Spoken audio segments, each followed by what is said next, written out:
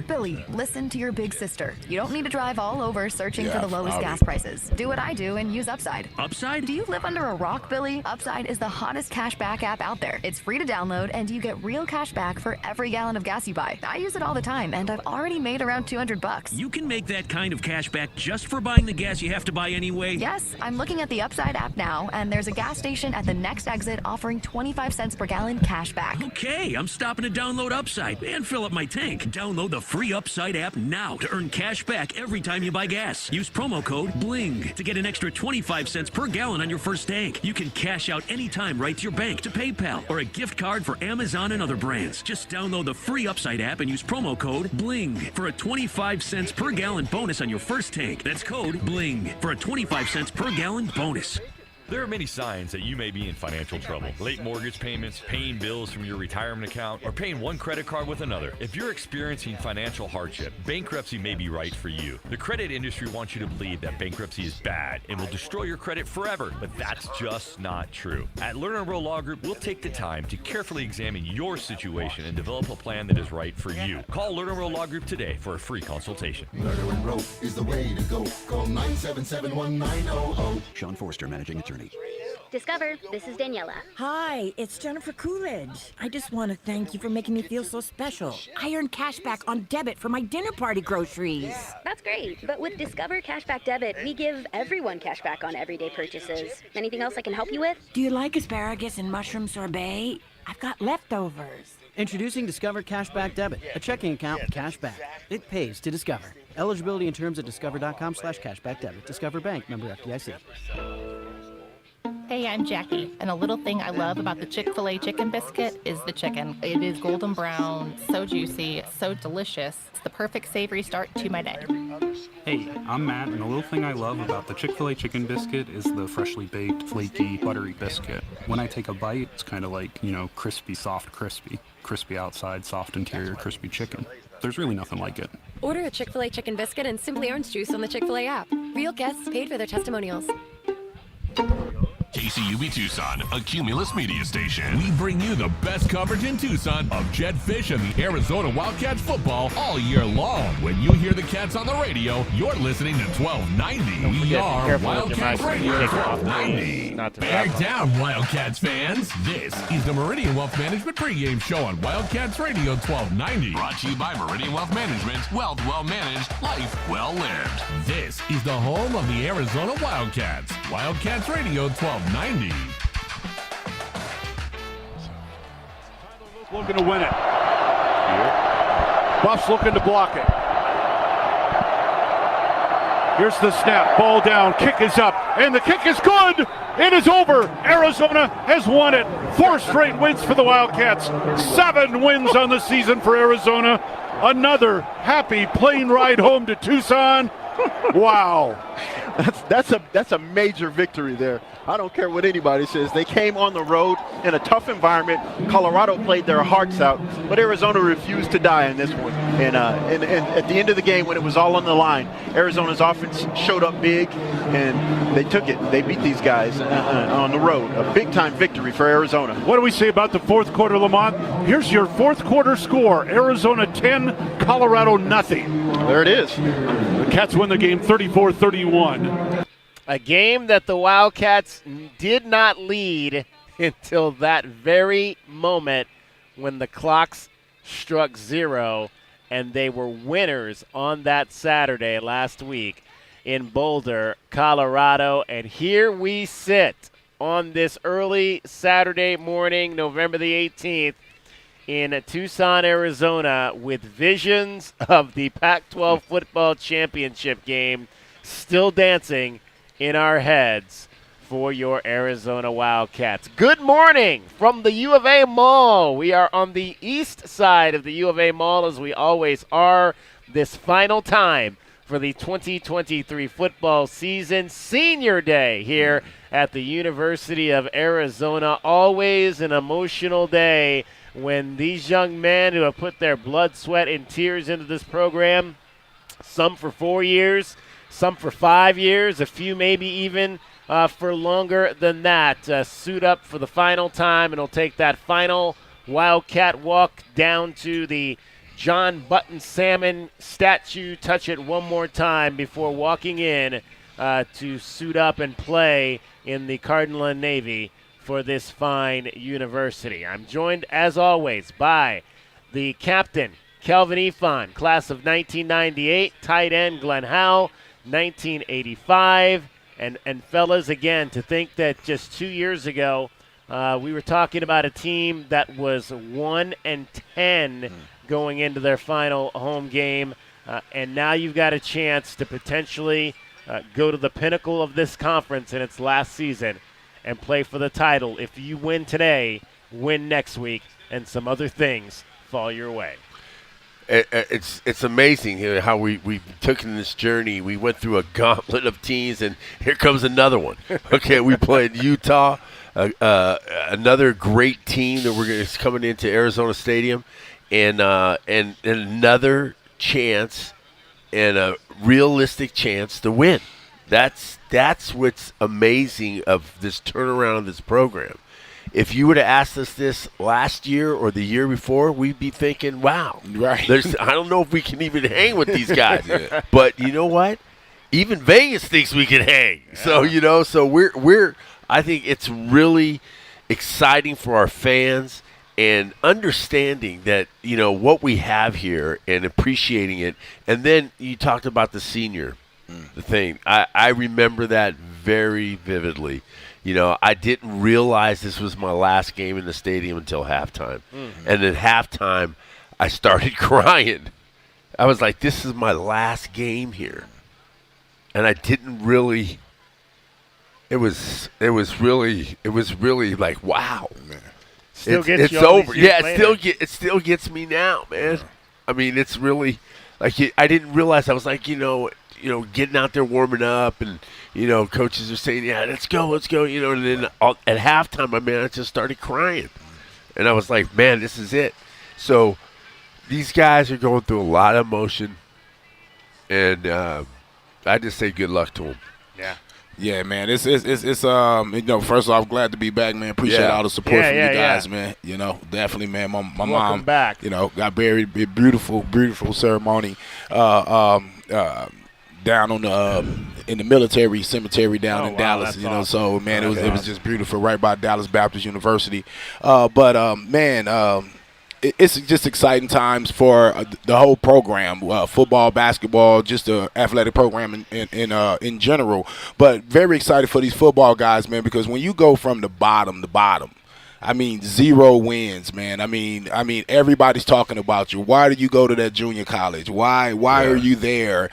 Is that Division I? You guys should go down to NAIA, and for these guys to weather that storm, for these guys, even the guys that came here not knowing what was going to happen, believing in Jed, believing in the other coaches that recruited them here, just believing in Tucson, and they come here with a team that hadn't won any games, with a coach that had never been a head coach. So there was just a lot of belief in these guys, and you see it in this turnaround. The belief is inside of that locker room. The belief is inside of those guys. So to see those guys have an opportunity now to be in the conversation of a conference championship, to be playing an important game versus Utah at this point in the year, I'm just very happy for the whole program, and hats off to Fish, the seniors, and just that whole coaching staff. All right, let's take our first look. It is Arizona and Utah. It's time to take our first look at today's game. Brought to you by the Window Depot. Lowest prices and biggest inventory. Shop thewindow.depot.com. And the head coach, Jed Fish, not running away from the moment at all. We've been very clear about that. If you want to play in the Pac-12 championship game, you got to win on Saturday. Then you got to win again on Saturday. And then you need Oregon State to beat Oregon. And that's what has to happen. So we don't shy away from it. That's just the bottom line. And that's why we all work this hard.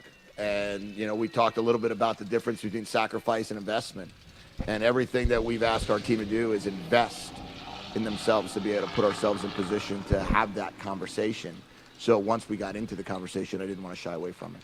Yeah, and I like that. I mean, again, you hear so many times that you don't want to talk about that kind of things, but hey, that's where we are, and this Yeah. is what we got to do. This is why you guys sweated all spring and all summer to get to this point where you've got a chance still to play for something great. Yeah, and I like that approach. Tell your kids what you're going to play for. This is how important it is. Let's go. This is what it is. Just like Larry used to tell us, he used to have the ring of the Pac-12 championship ring. Every Saturday we're playing for this, guys. This is what it is. It was on the wall in our locker room. So he told us, this is what we got to win this game. This game is going to take us to the Rose Bowl. This is the one we have to win. And if you get that approach, then you know what you're getting into. You don't have to worry about. You're not worried about. You can't get nervous because this is what it is. And I'll say this: in the social media age where everybody's going to be talking about it anyway, I think this is the right approach to take. Let's take it head on, man. Let's not try to act like we don't know what's at stake. Let's not try to act like the one game at a time approach. But at the same time, it's still the one game at a time approach. You're looking at all those things, but if you don't take care of the day, tomorrow doesn't even matter. So I just think it's one of those things to where you're talking about those things, you're in the media, you're acknowledging it, but at the same time, you're in there telling your guys like, hey, all this hard work to get to this point can all go away if we don't take care of this business versus Utah today. Well, and again, we mentioned that it is senior day out here, and we're going to try to mention every single one of these young men's names on this program today. Who will suit up for the final time here at Arizona Stadium. I'm going to start with two, though, that Jedd Fisch spoke specifically of this week, and one of those young men is Nazir Bambata, running back, has played a lot of special teams for this program. I got here in 2008 as a redshirt. This is indeed, as we mentioned, I said, some guys 4 seasons, some guys 5 seasons. With the COVID year, this is his 6th year in the program out of Bishop Alemany High School in Los Angeles, California. Nazir Bambata, one of those seniors that will suit up here today on Senior Day, and Seth McKellar. We mentioned it, how clean and cool the special teams units have been with those seniors. Your kicker, Tyler Loop, your holder, and the punter, Kyle Ostendorp, and then the guy that snaps the ball, Seth McKellar, a senior, a normal senior, but playing his 5th year as well, got here in 2009, and Jedd Fisch this week talked about what all of these young men mean to him in this program. There's everybody on our team, has to fulfill their 1/110th, right? They bring something to the program, and they wouldn't be here. Some of them are scholarship players, the 1/85ths of what they can bring. But what those guys do, those guys in particular have done a ton for this program, right? Naz Bambata blocked a punt against Utah a couple of years ago. He's been put on scholarship. Seth McKellar has been our long snapper and been a sense of calmness and a sense of really consistency. Every single day. The players look up to him. The players like him. The players respect the type of people these guys are. But everybody in our team is going to bring something to the table, or they wouldn't be on our team. And they all matter. And some of them get more accolades. Some of them get more playing time. Some of them get a little bit more ink, let's call it. But in the end, if we don't snap the ball in that final field goal appropriately and at the right spot, we wind up going to overtime last Saturday. Yeah, and you mentioned that blocked punt by Naz Bambata 2 years ago here when the Utah Utes came to town, and that was a punt that was scooped up by Reddy Short, and Short took it into the end zone for a touchdown. And again, a guy that's been in this program for 6 years, that is a moment that he will remember for the rest of his life. Yeah, the snapper. He got my game ball, okay? Because I was saying the whole time we punted all those times, and he got some great snaps. We didn't have to worry about it. When you don't talk about the snapper, you're doing a doggone good job. Yeah. Because if you're talking about him, then that means that there's something bad going on. And me personally, man, I love when coaches make sure they go back and acknowledge the guys that may not get as much, media love. When you acknowledge those guys, it tells the starters that, because all the starters know that could easily be them. You could be in another situation, whether it be injury, whether it be some guy just better than you, or maybe you just wasn't that talented coming out of high school. So seeing your coach show love to those guys, man, it just make you respect him. It make you respect the program, and it makes it about the players. So I just think that's, again, Fish just kind of saying all the right things right now. Yeah, he absolutely is. Let's throw out a few other names as we kind of go down the list here. Jacob Cowing, a senior, did not start here, but, man, what an impact that young man has made in 2 seasons. Man, he helped turn this thing around. I mean, you have to give him some credit, man. He's a guy that came in that was a receiver. I think he helped T-Mac out a lot. I mean, T-Mac didn't have to come in here and just be the guy. He had an older guy that he can learn from a little bit, how to run those routes, how to be secure in catching that ball. So I just think that his talent has really helped elevate the team. You see him on special teams. He catching a punt. He hasn't had a problem muffing punts or whatnot, so that's very important. And again, just that leadership of being able to have a guy that you can depend on to catch the football in any situation. He's been that guy. He's gotten Dorian Singer money. Okay. Right? He's got him recognized, because both of them playing last year together. I mean, you got to get recognized. You get recognized, and he's just been a workhorse. He's dependable. When we needed something in a game at a crucial point, he's our guy. He's the guy that made it happen. So it's really it's great to see that that he's stuck with it. Because everybody thought he could he have left last year. He could have. Could have left this year. He thought about it. It would have been a late round. Yeah, it would have. But he really made a good decision. Investment in himself. Exactly. In himself. Yeah. So. I'm really proud of him to stick around, and he's going to get his rewards. Martell Irby, another senior, come into this program just this year, transferred from UCLA, but has made an impact at times on this defense. Moved to the linebacker position a couple of weeks ago in the win over the Bruins, and was able to make some plays. Sam Longy, offensive lineman, who's had a chance to jump in there and be a starter, a JC transfer right out of College of San Mateo from San Francisco, California.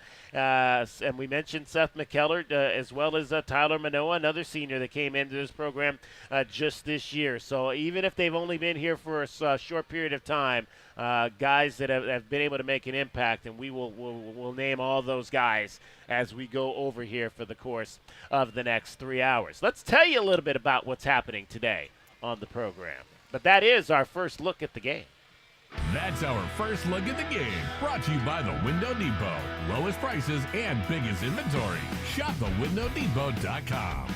This is Wildcats Radio 1290. Let's take a look at the Right Way Rundown and see what's coming up on our pregame show, brought to you by Right Way Heating, Cooling, and Plumbing. Doing things the right way.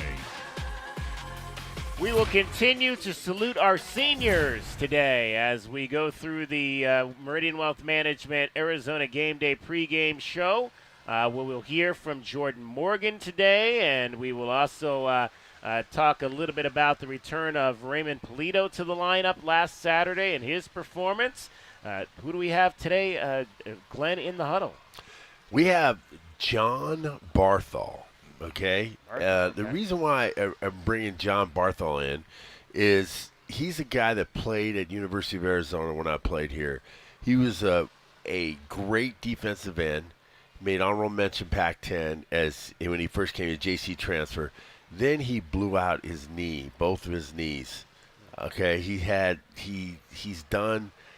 was on his way to the National Football League. He's one of our best pass rushers, and a great guy. And I want to see how he handled that, because there's a lot of kids that have that injury and how they handle it. And I thought, that'd be great to have him on the show and talking to our audience and letting them know how do you get through life when when all of a sudden you have all these aspirations and then boom, it's gone.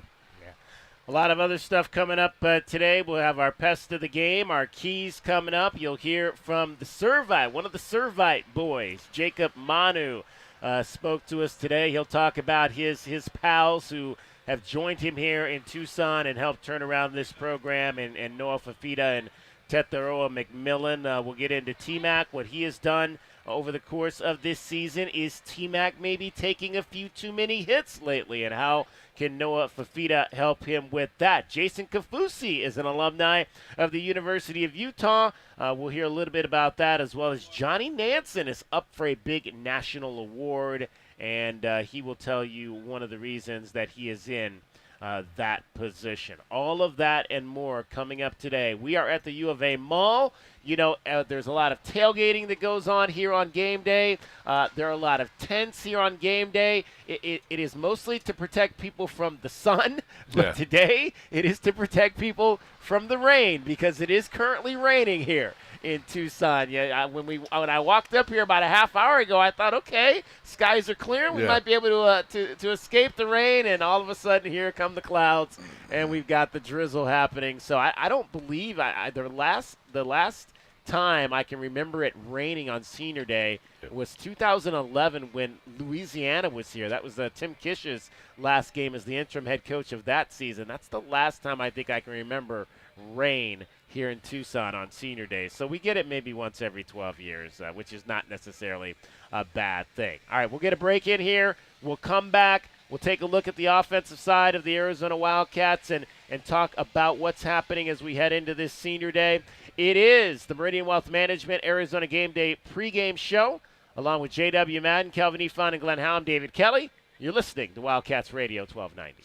This hour of the Meridian Wealth Management pregame show is brought to you in part by Advanced Auto Care, Crest Insurance Group, Desert Diamond Casinos, First Chiropractic, Frog and Firkin, Kaiser Garage Doors and Gates, Picture Rocks Cooling, Heating and Plumbing, the Pulse and Results Team with Keller Williams, Southern Arizona, Royal GMC Buick and Cadillac, Royal Kia, Royal Jaguar Land Rover, and the Window Depot. Here's an important message from University Termite and Pest Control. The weather is getting cooler.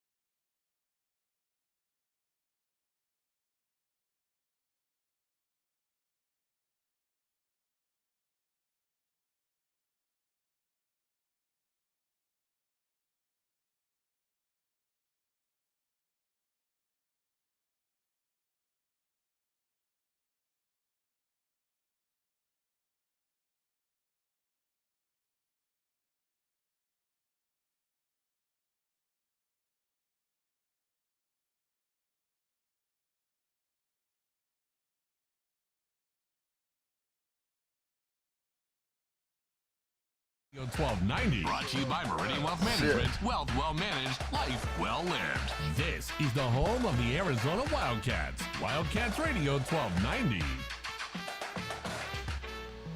Welcome back out here to the U of A Mall. It's the Meridian Wealth Management Arizona Game Day pregame show. We are also brought to you by Dave & Buster's, the best place to eat, drink, and play while watching today's game between the Wildcats and the Utah Utes. It is Arizona, number 17, ranked in the college football playoff poll against number 22 Utah today. It'll be senior day here, and again, we will honor and mention all of our seniors as we go along in this program today. We mentioned just a few in the first segment. Let me throw out a few more of these guys who will be suiting up for the final time. How about Tanner McLaughlin, another guy that did not start here, but has come in the last 2 seasons and really has a chance to leave here putting his name in the record books in terms of tight ends and pass catching and the job he has done to develop as a blocker in this offensive system. Yeah, he's developed into a good tight end. He's going to probably get a chance at the next level. Yeah. So he has really put himself in a great position. He's one of the best tight ends, I think, in the conference. He's up there, and I just wish we could have gotten him the ball a little bit more. But he's done a great job of just being just that guy, the guy that we needed him. He was a utility knife. He'd block, he'd catch, he'd be out there on screens. He's doing all kinds of stuff. So he's been a great asset to University of Arizona's offense this year. He for sure has earned himself a chance to play in the pros. For sure, he's a free agent or a late round guy. He has the size, he has nice soft hands, and he can run out to the catch, and his blocking has really grown, as you said before. But again, another guy that came in from a smaller school. It was Southern Utah or something like that. Yeah. I mean, you didn't know a lot about, and then you came in, and now the development has happened. So you have to give again the staff credit for finding this find. Jeremy Mercer, another guy, and again, you talk about the power of the portal. Came from Utah, and last year had a chance to get in there and was a big part of the win at UCLA. And this year made a couple of huge plays playing the spy position at Washington State. Another guy that hasn't necessarily been a starter, but has been able to come in and make an impact when he has been in there. Let's take a look, though, at the Arizona Wildcats offense today. Here is the Wildcats offensive scouting report for today's game. He's into the end zone. Touchdown, Arizona. The offensive scouting report is brought to you by O'Reilly Chevrolet. O'Reilly Chevrolet. Get more with O'Reilly Chevrolet. Cowing in motion, handoff. Coleman breaks it. First down and more. Coleman inside the 40 to the 30 to the 25 to the 20. Finally caught from behind inside the Colorado 15-yard line. Travis Hunter chased him down. That saved the touchdown. Second huge run of the day for Jonah Coleman. Well, one of the big reasons that Jonah Coleman had 179 yards was because of another one of our seniors that we'll honor today, and one of our senior captains, Jordan Morgan, a local youngster out of Marana High School who made the decision to come back this season after injuring his knee late last season. And Brennan Caro kind of talked about the path that Jordan Morgan took to return to U of A for one more run. Him being from here, and I think it was really important for him to stay home and kind of finish what he started. We always talked about when we came in here, we wanted to make this something special for the city of Tucson, and I think that was part of the reason he came back. He wanted to do great things. I was really happy for him. We got to see those the 2 games we finished here at home last time we were here. Great atmosphere. He got to feel like he was a winner in his hometown, and he feel like he changed his program. So I think that was part of it. Some other NFL things involved too, about making more money and stuff like that. But coming back to raise his draft stock and kind of ensure that he's going to be a high draft pick. That was involved too, and his preparation. When he wants to play in the NFL, he wants to be healthy. It's really tough to go to the NFL off an injury, and then that's your first experience. So those are kind of the three main factors that I think led to it. And, it's been great to have him back. He's been awesome for us. A quiet kid, but a leader nonetheless, Jordan Morgan. Absolutely. He can make some money today, man, because he's going up against one of the best. Well, he's right now. Well, let me give you one of the names that's here this weekend. There's a bunch of scouts here. One of them is named Phil Savage. I'm sure you've heard of that. The former general manager of the Cleveland Browns, now working in the personnel department for the New York Jets. He's just one of the NFL guys that's going to be in the house tonight. Yeah, there's going to be a lot of NFL guys on this field today. And going against Ellis, I mean, that's going to be you can make some money today. I mean, if you can block that guy and we put the ball up in the air and he can pass block that guy, those are the kind of guys that are going to be playing on Sunday, and he's going to be able to just give a great tape today.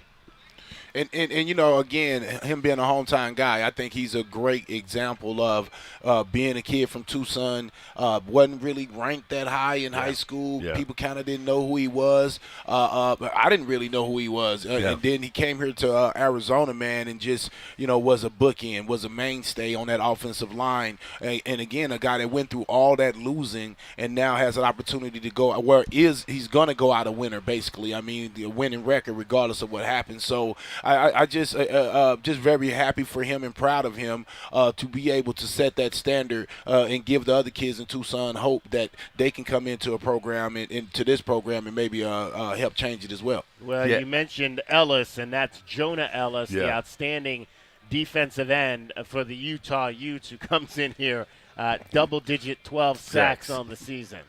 Yeah, and I remember when I first saw Jordan Morgan, I went to go see Bourget play at Marana, and I was watching the game, and I was like, who's that kid right there at tackle? Right. I was like, who's that kid? That kid's long. He was lean. He looked athletic. I said, man, I hope U of A's on that guy. And he looked good in high school. Yeah. I mean, the kid looked athletic and he was big. Yeah, he was big. He was big, and he just looked good. Because I remember, because I went to go see Trent. It was Trenton Bourget. Yeah. And I was watching him to go see, because that was the show in Tucson. So I wanted to go see that, and he didn't disappoint. Had a knee injury, obviously, we mentioned, that forced him to miss the tail end of last year. Made the decision to come back and not go into the draft to be fully healthy. But it was not always a easy road back this season, says Brennan Carroll. I feel like when he got started at the early part of the season, maybe first half of the season, he was kind of protecting himself a little bit. But I feel like in the last couple of games, he's really gotten back into his groove where, he's able to stay square. He looks really strong out there. Can still move like he always has. I think he's all the way back, and he's really only going to get better. He's just going to keep continuing to develop. And so his ceiling on the next level is ridiculously high. Ridiculous. It is amazing to think, and you'll hear from Jordan Morgan later, and I asked him about just being a part of what might be the best offensive line. I don't know. I mean, you guys can tell me if there have been better offensive lines. That will be told down the road when we see what the offensive prospects, the NFL prospects are for a lot of these guys. But to think that he's been a part and could potentially be the first offensive lineman drafted since Evan Britton in 2009. That's how long it's been since the Wildcats had an offensive lineman. Even I'm not talking about first round or second round. Yeah. I'm talking about drafted. Period. Yeah. Man.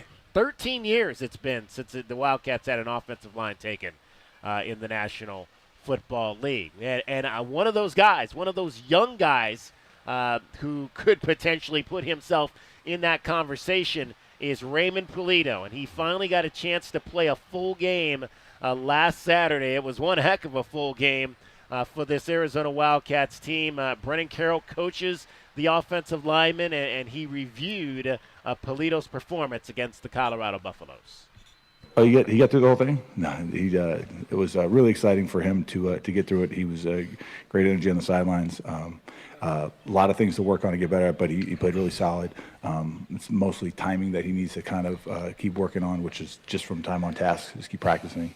And then, he'll just keep developing, getting better.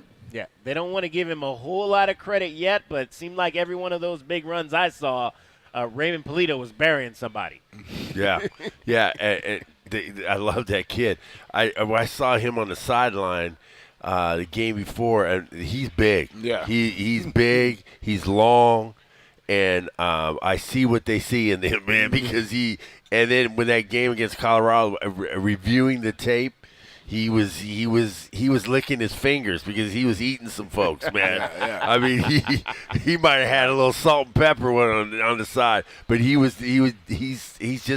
a man eater, man. He's a guy that is physical and is is nasty. I like that, and that's what we have to have. That's it, nasty. And that's what I look for in offensive lineman, a guy with defensive mentality, and he has that type of mentality where he want to put you on your back. Kind of remind me of my guy Yusuf Scott a little bit, man. Yep. I mean, real Big aggressive. U. Yes, sir. All right, let's hear what the head coach thought about Raymond Polito's first full game. He brought some great energy to it. He brought there's a toughness about him. There's a willingness to finish blocks that's kind of contagious with him and Wowo. Those are two good aggressive guards. And you look at that offensive line, everybody's coming back but Jordan, so I'm looking forward to being able to have probably one of the best offensive lines in the country in a year from now. Yeah, next year. Just updates on guys like Jacob County, Michael White. Yeah, next year might be the year that we really look at in terms of is this the best offensive line in Arizona Wildcats history. Raymond Polito, 6'6", 335 pounds, a true freshman. He mentioned Wowo. In case folks don't know, that's Wendell Moy, and he is 6'2", 340 pounds, a redshirt freshman. Coming back, obviously, with Jonah Savianaya next year, 6'5", 330 pounds. He'll be a junior next season. That's a nice nucleus to build around moving forward. And since we're talking about the offensive line, let's continue to honor some of our seniors as well. We mentioned Jordan Morgan, but how about some of these big guys on the defensive line? And again, a couple guys that weren't here last year, Bill Norton and Cio Novagato, two guys that have really come in here and solidified that defensive line. Yeah, both those guys, they're silent killers. That's what they are, because you don't really hear about what they're doing because they're not making a lot of tackles, but they're making other people make tackles. They're doing their job. They're filling the gap, not letting letting the offensive lineman get up to the next level. They're almost like blockers on defense, and they've been doing a great job of creating havoc. Yeah, and that's what you want. You want guys that keep people off of your linebackers so they can make plays. I mean, you wouldn't know the name Manu if these guys in flow. You see them sometimes shooting those gaps with nobody touching them. That's because these big guys are doing their job and eating up blocks. Yeah, outstanding job that Bill Norton and Cio Nofo Angatotoa Nofo Angatotoa have done this season on that defensive line. All right, that is a look at the Arizona Wildcats offense heading in to today's matchup against Utah. That's the Wildcats Offensive Scouting Report. The Offensive Scouting Report is brought to you by O'Reilly Chevrolet. O'Reilly Chevrolet, get more with O'Reilly Chevrolet. All right, coming up, we're going to go inside the huddle with John Bartle, the defensive end from the class of 1984. It's the Meridian Wealth Management Arizona Game Day pregame show. We're live on the U of A Mall. We've got tickets to give away today, so if you do not have tickets to today's game, come to the east side of the mall, and you might just be a winner. We'll give those tickets away coming up around 10 o'clock, so you got about an hour and a half to get over here for that. But don't just think we give away these tickets. You better bring your thinking cap and know a little bit about Arizona football. It is the Meridian Wealth Management pregame show with Kelvin Ifan, Glenn Howell. I am David Kelly. It is raining, but folks are out. We got the bikers. It's El Tour Saturday here in Tucson. A lot happening here in southern Arizona. Be a part of it. You're listening to Wildcats Radio 1290. Bear down, Wildcats fans. This is the Meridian Wealth Management pregame show on Wildcats Radio 1290. Brought to you by Meridian Wealth Management. Wealth well managed, life well lived. This is the home of the Arizona Wildcats. Wildcats Radio 1290.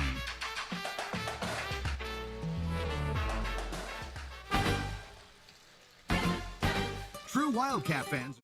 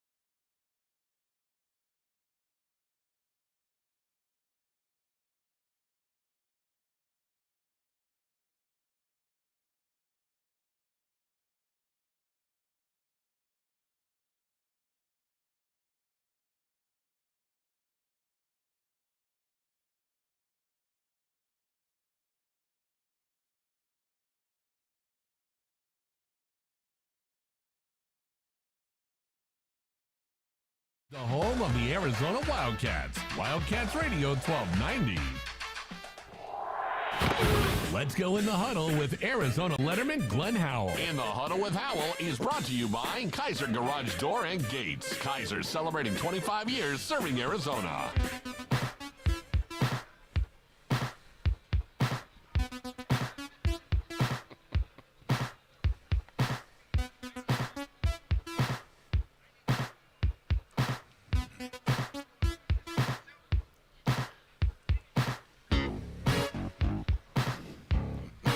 Welcome into this week's edition of In the Huddle with Howell, presented by Kaiser Garage Doors and Gates. I'm U of A tight end Glenn Howell, class of 1985. And our guest today is my teammate, John Barthol, a defensive end, honorable mention, All Pac-10, class of 1984. John, how you doing?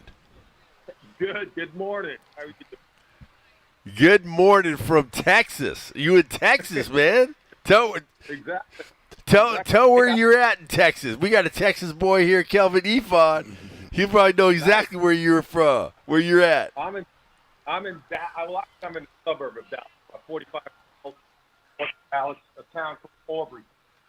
Aubrey, you heard that, Kelvin? Yeah. Right on. So, John, you came to University of Arizona. We were both JC transfers, and tell us a little bit. Tell us a little bit about your recruiting story of what happened and how you got to University of Arizona. Sure, I went to Nassau Junior. Or actually, I was there 2 years. Redshirt freshman. I heard in the pre. So I played sophomore year. Before my sophomore year, we were in spring ball, and Coach Axman recruiting the Long Island, and he was actually recruiting a buddy of mine, Tony Bergoli. He was a blue chipper. We didn't have or whatever back then, but he was a blue chipper. He was talking to my head coach at high school and said, "Hey, have you Barthol at Nassau?" And so he told him to go check it out. Turned out. Hey John, you're breaking up a little bit. We're gonna see if we're gonna put you back on hold. See if we can reestablish a better connection. Can you hear me now? John. Yeah, absolutely. Yeah, there you go. that's better. Much better. Okay. All right, that's better. So go ahead. So you got recruited by Steve Axman, who is a great coach here at University of Arizona. Oh, yeah. Absolutely. So he had the Long Island, New York area. So he was in the springtime, my junior college, believe it or not. At the end of spring, we played a game against the alumni. Alumni? Are you kidding me? You guys played against the alumni? Yeah, so that was the spring game was against alumni. So it was pretty cool. So we would have guys come back that were like, in the late 20s, 30s, and so forth. And they would play us in a game, and Coach Axman watched that game. That's how he started to recruit me. Funny thing, too, about that game was that I remember after the game, this dates me, but after the game, I went to, we went to the locker room and everything else, and we kind of just, talked to the alumni. I go into the alumni locker room, and they're hanging out, smoking cigarettes after the game. Smoking cigarettes in this locker room? My God. So it's like what you see in the movies, man. Yeah. It was awesome. I can't believe you guys played the alumni, man. Can you imagine if they did that? If they did that now, there'd be people being hurt, be suing people. They must. Yeah, they must have signed some type of insurance waiver, I'm sure. But it was pretty good. Absolutely. So, that's how he started me. That's how he started recruiting me. And then, back then, we didn't have ESPN. I think it just started in those years. But you would have maybe a couple of games on TV. I knew of Arizona. I knew of, obviously, the Pac-10 back then. But it was pretty much, USC, UCLA, Arizona State had a little bit more notoriety back then. But when in '81, what turned me really onto the U of A is when U of A beat USC. Yeah. Remember when they had Marcus Allen and everything. So then all of a sudden I'm like, hey, I better check these guys out.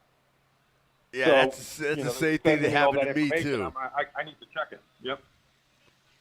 So you saw them beat USC, and then what were you thinking? Then I'm thinking I need to go check this school out. So I got recruited from mostly back east. I was recruited by like Syracuse, Rutgers, Boston College, Virginia Tech, those type of schools. So as you know, you're a JUCO guy. You only have a couple of visits after the season to check out. And so I put Arizona on it, and it turned out I visited Arizona the week after I visited Syracuse. And when I was at Syracuse, it was about 20 degrees, snow up to my knees. And then I go to Arizona the week later, and it's palm trees, 70 degrees. Everybody's hanging out at the pool, and I'm like, I think I'm going here. Yeah, I hear you, man. I tell you, that is the best time to come and get a recruiting trip is in January. Yeah. You come in January in Arizona, and you go to these other places. These guys are going to, where it's snowing and everything. It's just unbelievable. It's unbelievable. Of how you see the difference of, and that's why I say to tell people, John, is that you're from the East Coast, you're coming from New York, you're from Long Island, and you come over here and you're like looking at these mountains and you're looking at the sun and the campus and what did you think when you first saw that green mall in the middle of the mall? Well, it's funny because we, like you said, I'm from Long Island, so we would do vacations into Florida as a family. And one of the first things I thought of when I got off the plane, I go to the U of A campus, the first thing it reminded me of was vacation in Florida. Yeah. So fond memories. I'm thinking, man, this would be great. I mean, it's like you said, the weather's 70 degrees. I'm coming from Long Island. So they need to take advantage. I think I thought about this the other day. I was like, they really can utilize that for the guys back east because, I lived in Long Island, New York all my life, but I'm not a cold weather guy. I'm down in Texas now, right? And I lived in Tucson for about 12 years. So it's a total different thing. So they can really utilize the location and the weather and all of that. Absolutely. We're talking the University of Arizona defensive end, John Barthol, class of 1984, is our guest in the huddle with Hal. Brought to you by Kaiser Garage Doors and Gates. Kaiser, celebrating 25 years of serving Arizona.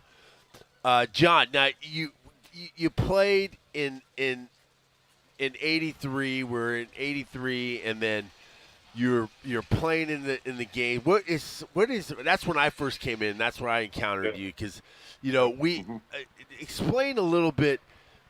I tell these guys that we played to get with each other. You were on the defense, and I was on the offense. We really didn't hang out all that much until after we got done playing because we really didn't really like you guys. But on Saturday, we loved you, because we played together. So tell them a little bit about that dynamic. We used to fight all the time, and it was fun times though. Yeah, absolutely. It's funny. I think we've talked about it, when we get together at alumni weekends. But it was that way. I mean, I can remember the D line. We would always go, obviously on one-on-one pass rush. That was a big thing going against the offensive line. And before we would go to the drill, we would be talking, okay, who's going to get into the fight today? Yeah, exactly. You know what I mean? And we say, okay, Barthol, it's your turn. So, it was just that way. We would just constantly be competing. Nothing dirty, nothing nasty. Exactly. But it was just the competitive stuff. Now, obviously, after practice, one of my best buddies was Kurt DiGiacomo and you and Charlie Dickey and all of those guys. But we still had a little edge even when we go to the training picnic. We would be just getting on each other, if you remember those things, And so there was just always an edge between the offense and defensive line. Yeah, I think that brought us closer together after we were done playing. We would remember those things, and we endured each other because of those things, of those fights and all those things. We were buddies afterwards, and we went to battle on Saturdays. So, John, I remember some of the battles where guys would be getting into fights, and I remember after one of the fights I was talking to, I think it was Dave Wood or whoever got into it, and I was like, what are you doing hitting in the head? They got helmets on. I said, the place to get him is in the stomach. That's what we exactly. You got to hit him in the stomach. Or I love the guy that would take his helmet off. I'm like, why would you take your helmet off? I said, I'm going to bash you in your head with my helmet, man. You know? Exactly. You know? Good times, yep. So, John, you play. What was your fondest memory as a player at a U of A game? What was your like funnest game or the best time you had? You know, one of your fondest memories. Yeah, you know, I talk about this all the time. The memories, the games are fantastic, right? But the friendships, it's the stuff that we're talking about right now. We're talking about the fights and one-on-one drills. Those are things you remember. But if you're talking about an event or a game, probably I've had a few of them. The UCLA game in '82 was my first start. When we played them in the Rose Bowl. We tied them. I actually made Pac-10 Player of the Week that week. Yeah. And then the Notre Dame game in '82. That was huge. Yeah. You know, we come back to Tucson, and we had the fans. I think it was 11, 12 o'clock at night, and the fans were at the airport. Yeah, that was that's just awesome. fantastic. You know, when Max hit the field goal to win the game. And then the other one is the LSU game. I was captain. That was my senior year at LSU. That's a crazy environment. Wasn't that a great game? Wasn't that was what about when we walked out of before the game and the student section was full? Yep. Well, we walked out. Remember, we walked out of the bus and they had like a gauntlet to walk through. Yeah, the tiger bait. The whole Tiger way we bait. were walking in, it was going tiger bait. Remember? That was awesome. How about when they came to our hotel at night? Remember that when Larry was going off? He was just going off on the police, telling them that get these people out of here. They were at our hotel calling out tiger bait. That was some awesome times right there. Yep. You know what? That game, don't know if you know, but that game is on YouTube.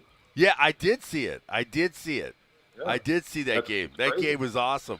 That was when Alan Durden returned the ball for 99 yards, and that silenced that place.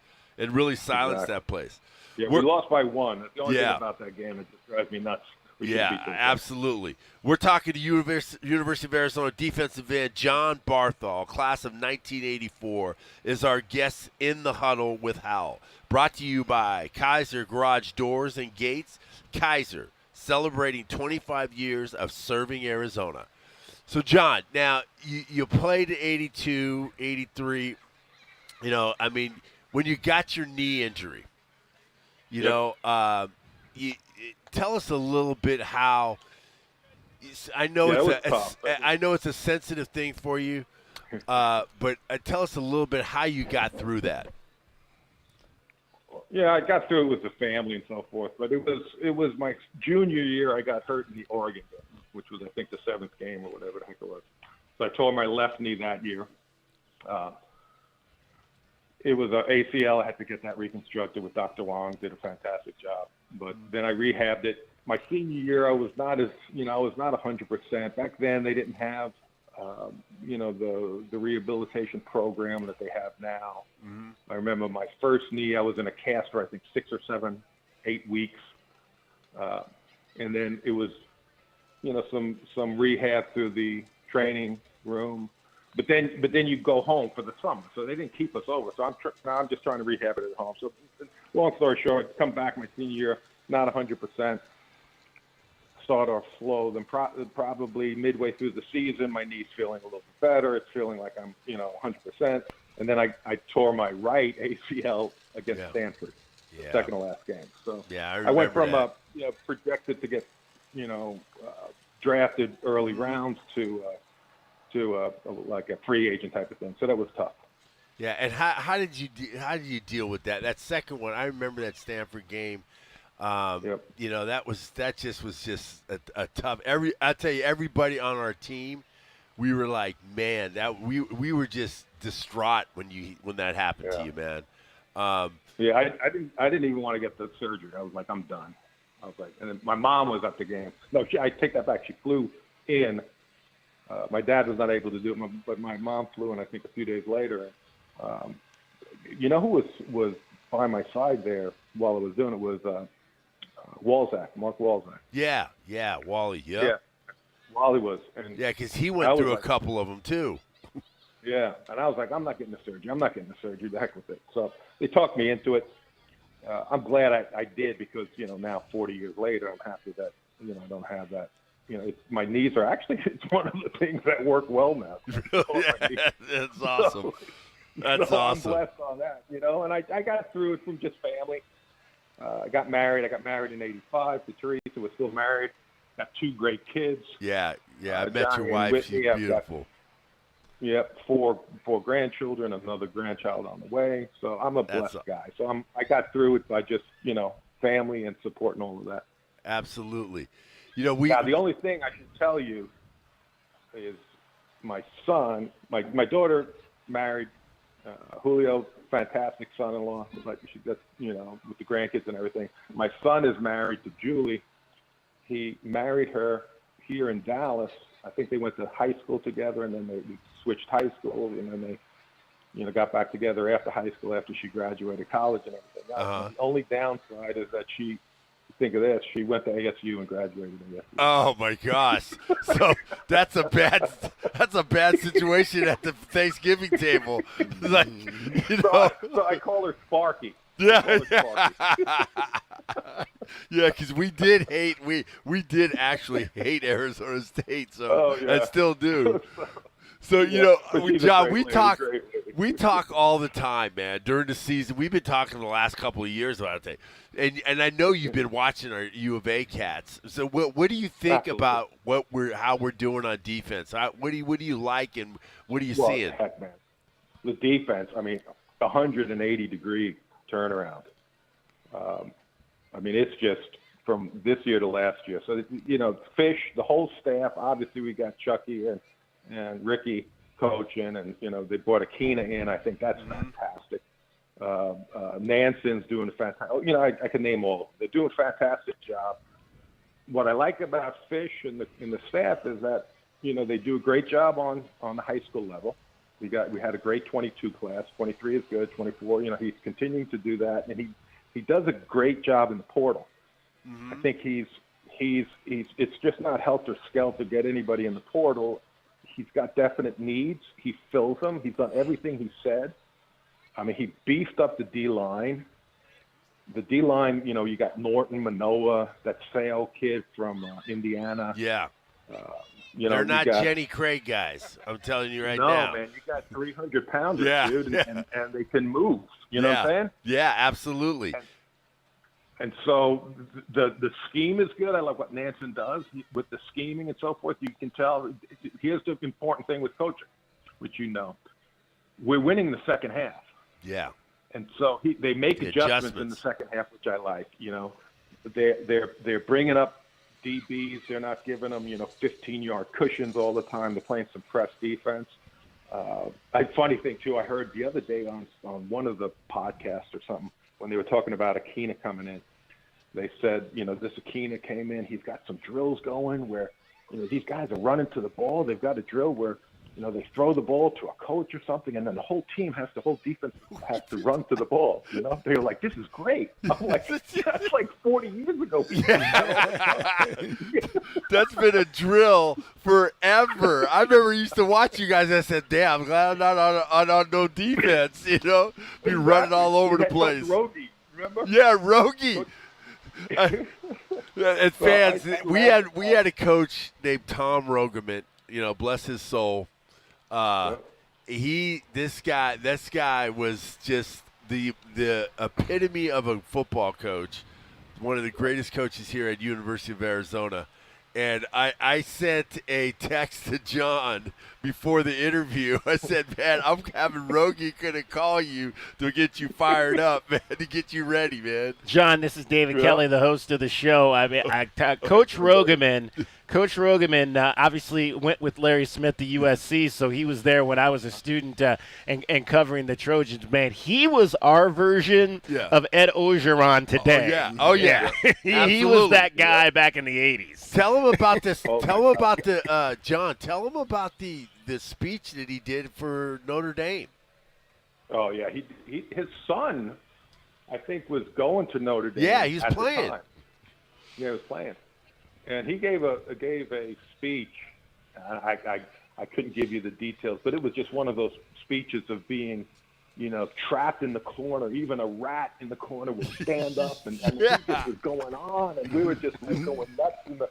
It was just, it was all the time though with Coach. He was the type of guy that didn't say a lot, but when he said something, it was inspiring. Everything he said was inspiring.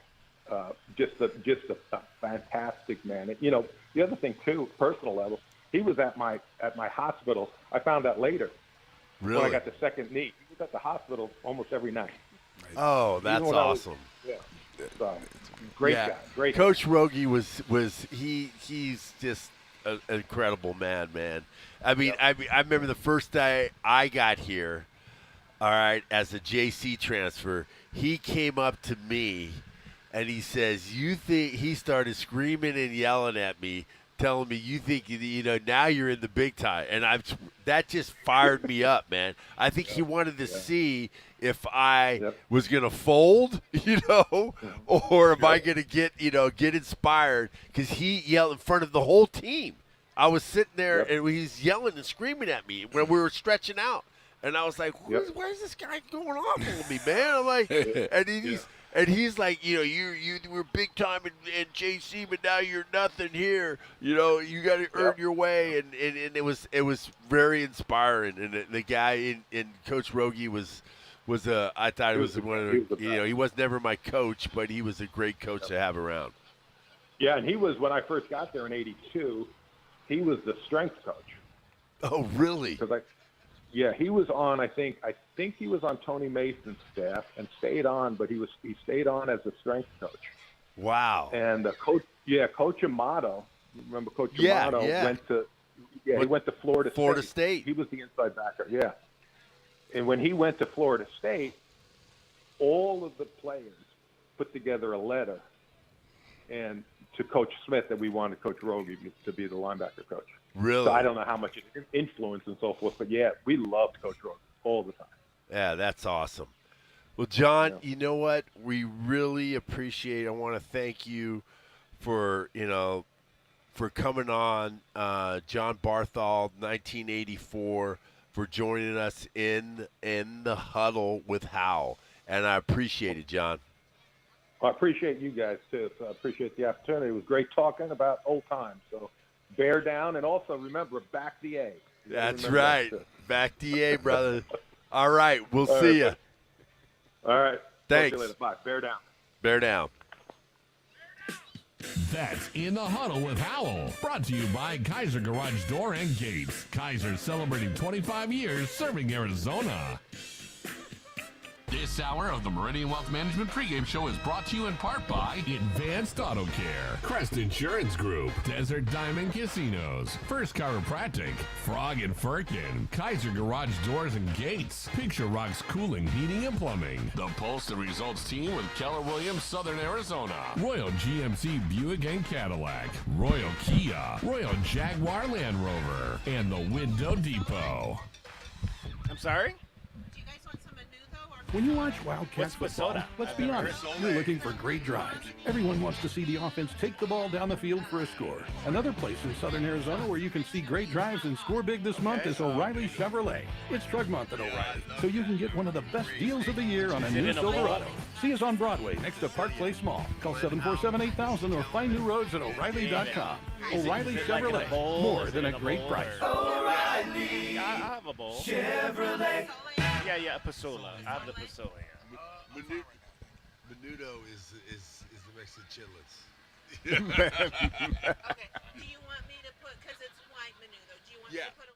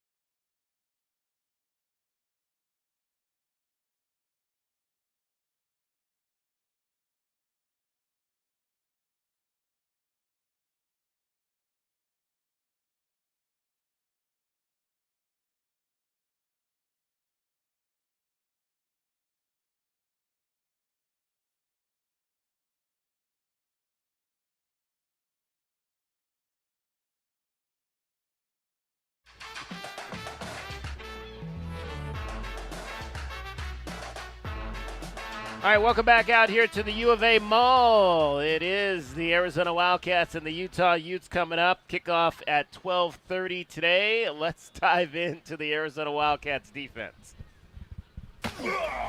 Let's look at the Wildcats defensive scouting report for today's game. Back to throw. He gets hit. He fumbles the ball. The Cats with the ball. They pick it up. They'll take over at midfield. This is Arizona football on Wildcats Radio 1290. Sanders will take the low snap. Pick it up. Here comes the rush from behind. He is sacked.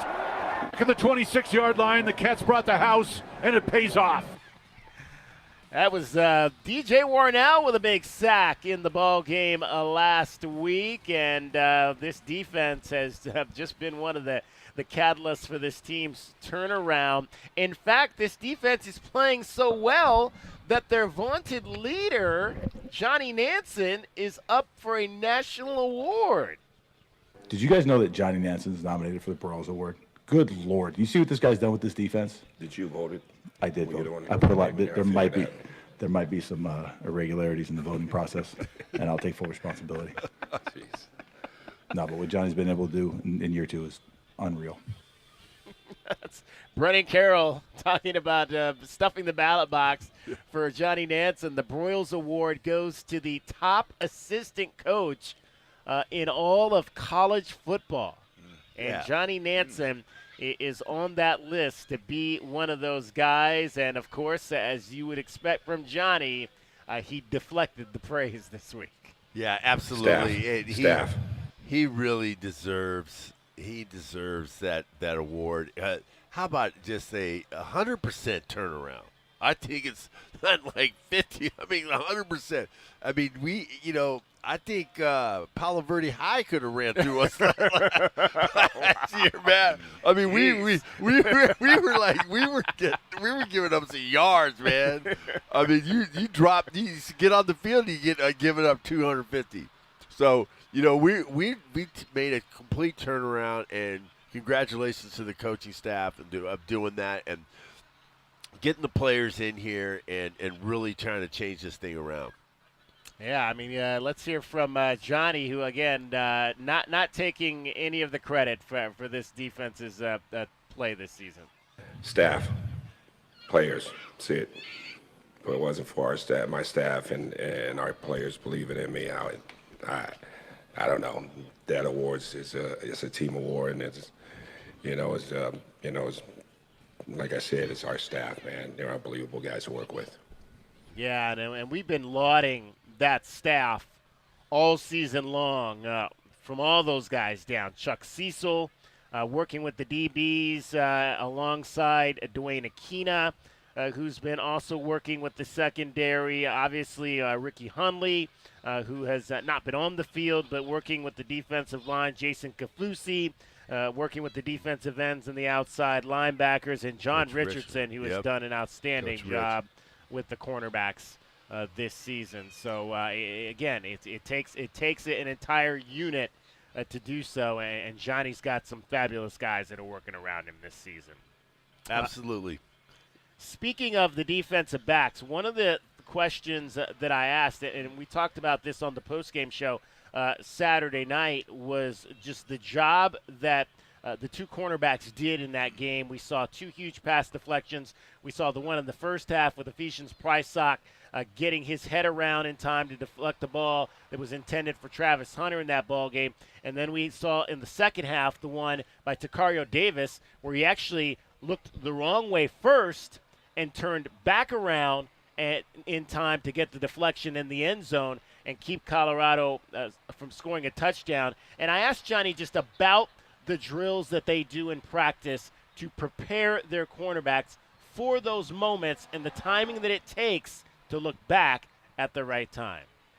Two for Johnny. Just Johnny, you had two huge pass deflections in that ball game, and we see the drill in practice, and at least we did in the fall, where you guys, I guess John Rich was kind of calling it eyes, where he would, when the guys are supposed to look back for the ball. You had the one early with Prysock, and then the one late with Takari, where he actually looked both ways. But just speak to that drill, the timing of the guys doing that, and then Tucario having to readjust on the last one to be able to make that play? I think what Tucario was more coaching. You know, if there's a vertical, you cross 3 lines and start to open up and see the ball. And I think that's what Coach Richardson's been preaching on, and he executed the call and believe in the coaching. And then obviously the other ones were bills, and I think those were batted balls. We do that.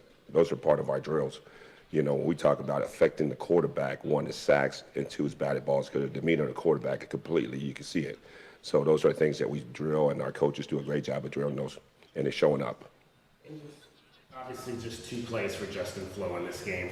Where is he at? It looked like he was out of position on the play where Sanders ran to get the first down. Yeah, I got to do a better job. He was a spy and got sucked up inside, and, you know, he's got to be more patient when the guy break the pocket, you know, and then, you know, he could have made that play. He's just got to trust in the coaching, and you know, like I said, it all comes down to how well you practice. Practice is everything. If you don't practice well on Tuesday and Wednesday, how can I put you in the game? So the challenge for him this week is to have a great practice, because we're going to need him. And then, you know, obviously you're probably going to see more because it's more of his game. Yeah, just as it has not translated so far for Justin Flo, and obviously there's still time. He's just a redshirt sophomore. A young man with a lot of talent. It's just figuring out a way to get that talent to show up in practice, to where he can get to game days and be effective for this defense. Well, a lot of times when you were always so much more talented than guys in high school and growing up in Pop Warner, you put about 10 years in at not having to work that hard a lot of time, of having people push you or you know, push you past your level. Right. Well, you know, people don't push kids a lot of time. They be scared that the kid's going to go to another team. It's so easy. The transfer portal happened way back in Pop Warner. It started back then for a lot of guys. So, you know, you raise your voice, or you have some expectations of a kid, and he could just easily go to the other team and be the star player.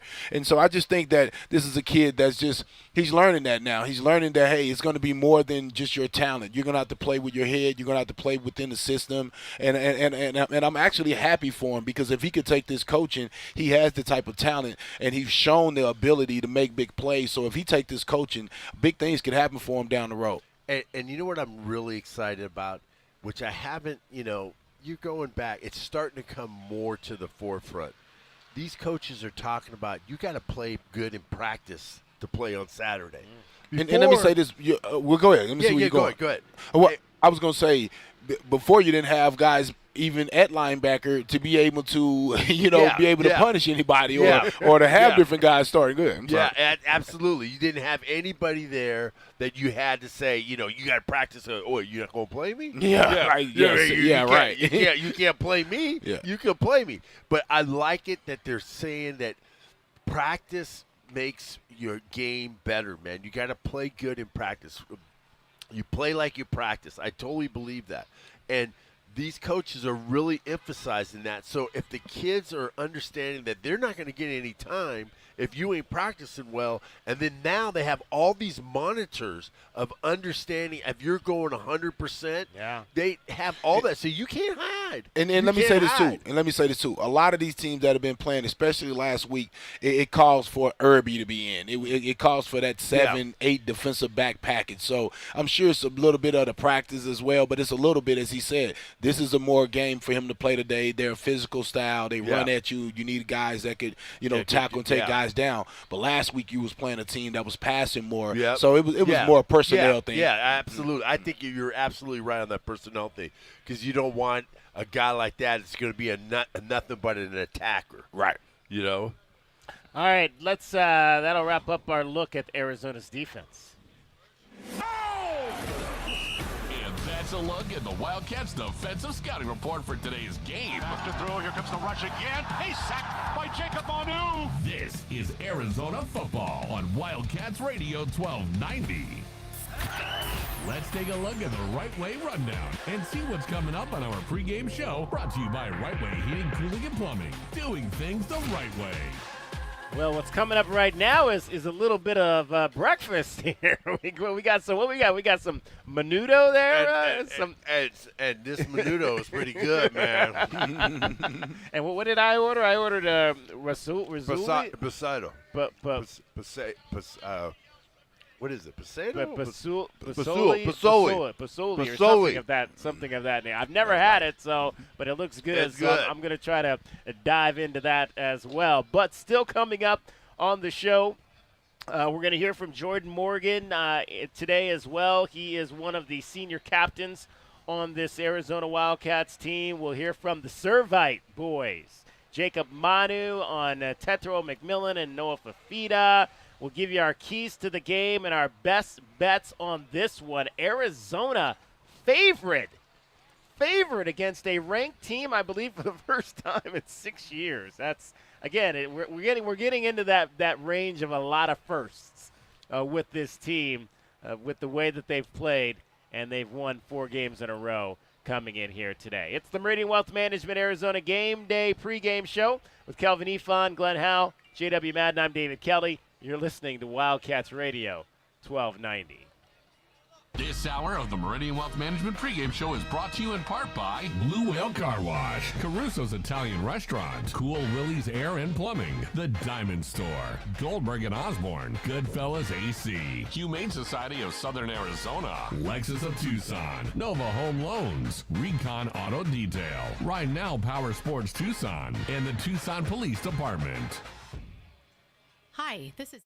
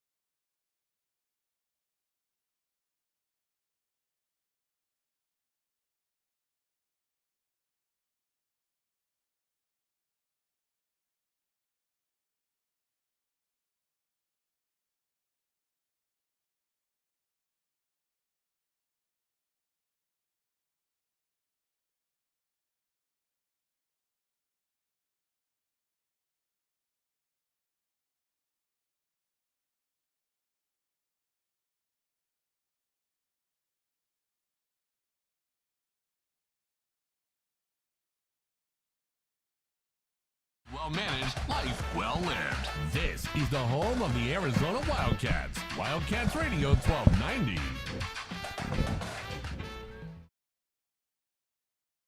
And we're back out here on the U of A Mall. It is the Meridian Wealth Management Arizona Game Day pregame show. We are also brought to you by Dave & Buster's, the best place to eat, drink, and play while watching today's game between the U of A and Utah. A lot happening around college football on this Saturday. Let's tell you what's going on in the Pac-12. Here is today's Pac-12 scoreboard, brought to you by Mesquite Valley Growers. Mesquite Valley Growers. Real growers, real experience, real nursery. On Wildcats Radio 1290. Well, the Glen Howe bowling video will not be playing for the Colorado Buffaloes this season. They got plastered mollywopped in Pullman last night, 56-14. It was not a nice night for Shedeur Sanders. He got hit a number of times. I think they snapped the ball into his manly area, and that sent him to the sideline. Just a rough run right now for the Buffaloes, who have fallen to 1-7 in the Pac-12 Conference, 4-7 after a 3-0 start to the season. Washington State gets off the schneid, and they still have a shot, although it is a small one. They would have to knock off Washington in the Apple Cup to get to 6 wins, but there's still a chance for the Cougars going into their rivalry game next week to be bowl eligible. The big game of the day is taking place in Corvallis, Oregon. The number 5 Huskies on the road against the number 11 Oregon State Beavers, and this is a game that the Wildcats need the Huskies to win. And again, when we talk about the possibility of a Pac-12 championship game, Oregon State losing this week helps the Arizona Wildcats, and then Oregon losing either this week or next week. Best for them to lose both weeks, but if the Wildcats could get some help from the Arizona State Sun Devils today, that is where the Ducks will play at 2 o'clock. But definitely next week for the Civil War between the Beavers and the Ducks. If the Beavers could win that ball game and Arizona wins out, they would have a chance. It is a rivalry Saturday on a number of fronts in the Pac-12 Conference. It'll be the battle for the Victory Bell today in Los Angeles, UCLA and USC, and then the other rivalry game, the big game, I should say, up in Palo Alto, California and Stanford. And gentlemen, since we mentioned UCLA, now might be a time to address this, because the rumors are out there that Chip Kelly is going to be fired as the head coach of the UCLA Bruins, potentially after a loss today, if it happens, to Southern California. And the lists are already coming out for who the next coach of the Bruins are going to be. 2 names from the Pac-12 are on that list. Jonathan Smith and Jed Fish. Yep. I just tell you, my deal on that, okay, if you're thinking about going to UCLA, okay, you're going to UCLA, you're going to go from the Pac-12, where you're in the upper top 3, top 4 teams in the conference, and now you're going to the Big Ten. Now you're battling. You got about 6 or 7 teams in the Big Ten that you have to battle every year just to get there, just to get to that championship game. Okay, you stay. You don't have. You're going to UCLA. You don't have an on-campus facility where you play your games at, which is, I think, is a big problem for UCLA. It's been for a while. You're not going to get sellout crowds there. You're not going to get there at UCLA at the Rose Bowl, because there's just too many seats to fill, and also you stay here at Arizona. If Jed stays here, we're going to go into the Big 12 at the top 4 teams in the conference. That's what we're going to jump right up in there. I mean, Utah will probably come in as number 1, then Oklahoma State, and then you look at us or Kansas or Kansas State. We're going to be up there in that and that top 4 to 5 teams in the Pac and the Big 12. So you have better opportunity, and there we have the teams that you're going to be playing every year are not going to be like the Big Ten. The Big Ten, you got Oregon, you got USC, you got Michigan, you got Ohio State, you got Michigan State, you got, Iowa, we got Wisconsin. I mean, you're going in there. You may not ever get to the doggone to playoffs, even though if they expand to 8.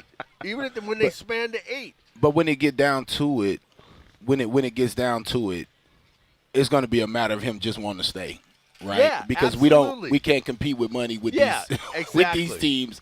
I mean, they're private schools, so it's going to really get down to, do he want to be a part of something that he's grown and developed and built on from bottom up, basically. Yeah, it's going to be his. It's going to be his legacy of doing. And I know everybody says it's about the money. Yeah, it is about the money, but it's also about being happy and being able to build a resume of where you establish yourself, for 5 to 10 years. I believe, and again, I absolutely agree with you on that. I don't know that that's a better job right now. Again, it's Los Angeles. That there's likely going to be, more money there. Yeah. But again, are you trying to win? Are you trying to build something? And I just don't think that's a more attractive place right now than this. But again, it's UCLA, and for a number of years, UCLA has been held in higher regard over Arizona, and I don't know that that's really going to change. Yeah, and I think, you're right. They think that UCLA is a better job, but if you really break it down, is it really a better job? I don't think so. I really don't think so. No. The only thing that's better there is your bank account. That's it.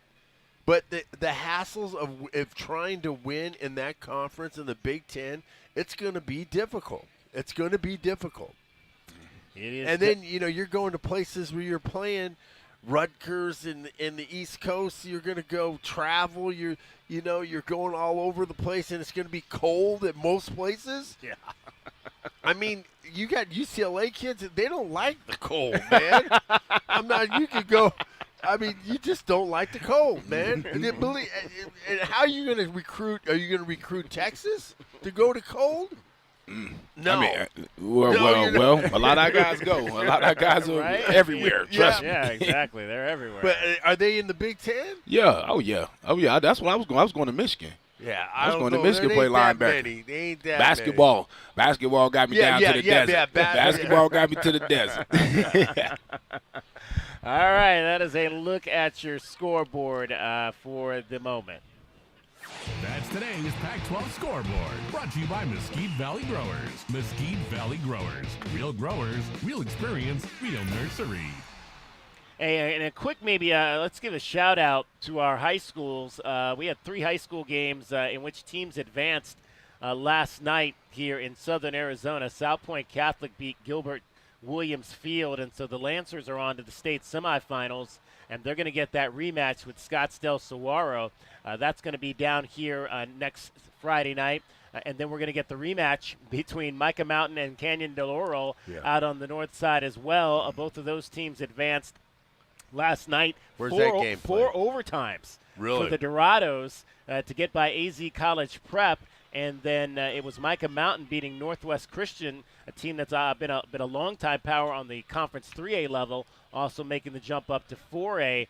So that game will be up at CDO, where they played the first time back in October, and CDO won by a score of 17-15. So we've got rematches all over the place. Yeah. Tonight, Sabino goes on the road for their rematch with Mojave. They beat Mojave, the top seed in Conference 3A down here in Tucson a few weeks ago in the regular season finale. Now those two teams will meet again in the state semifinals tonight. That'll be up at Mesa High School. So good luck up to the SaberCats, Cameron Hackworth, and the Berry Hill brothers, and all of those fine players there. And actually, coming up a little bit later, we'll hear from Brooks Reed. I had a chance to catch up with him. He was at the game last week here in Tucson, and you'll hear from Brooks Reed and everything that really playing at Sabino High School did for him to get him here to U of A, where he was an outstanding defensive end for this program, and then 10 years in the National Football League. We'll get a break in here. Come back. You'll hear from Jordan Morgan today in our Captain's Corner, the current captain on the offensive line for the Arizona Wildcats. It is the Meridian Wealth Management Arizona Game Day pregame show, and you're listening to Wildcats Radio 1290.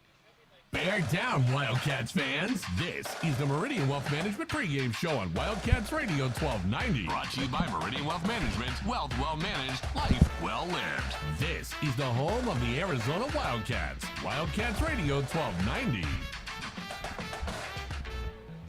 At Nova Home Loans, we believe everyone deserves the opportunity to enjoy the independence that comes with home ownership. Whether you're a first-time home buyer who needs down payment assistance, have less than perfect credit, or looking to refinance, Nova has a variety of home loan programs for your unique situation. Visit novahomeloans.com or call 800-955-9125 to learn more.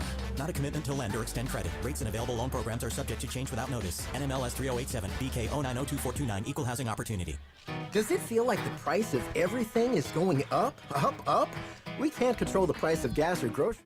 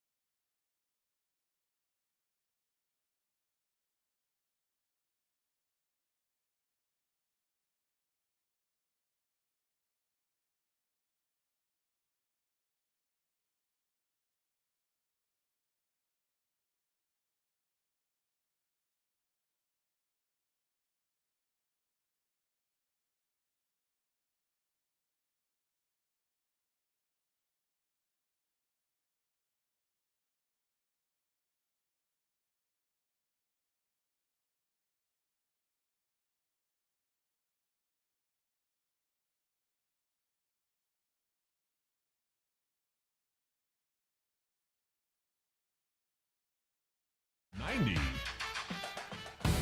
Gather up, Wildcats fans. It's time to hear from our captain. It's time for our pregame speech. The Captain's Corner is brought to you by Ram Plumbing. When your plumbing is in trouble, call Ram on the double. And now, here is the captain, Kelvin Ifan.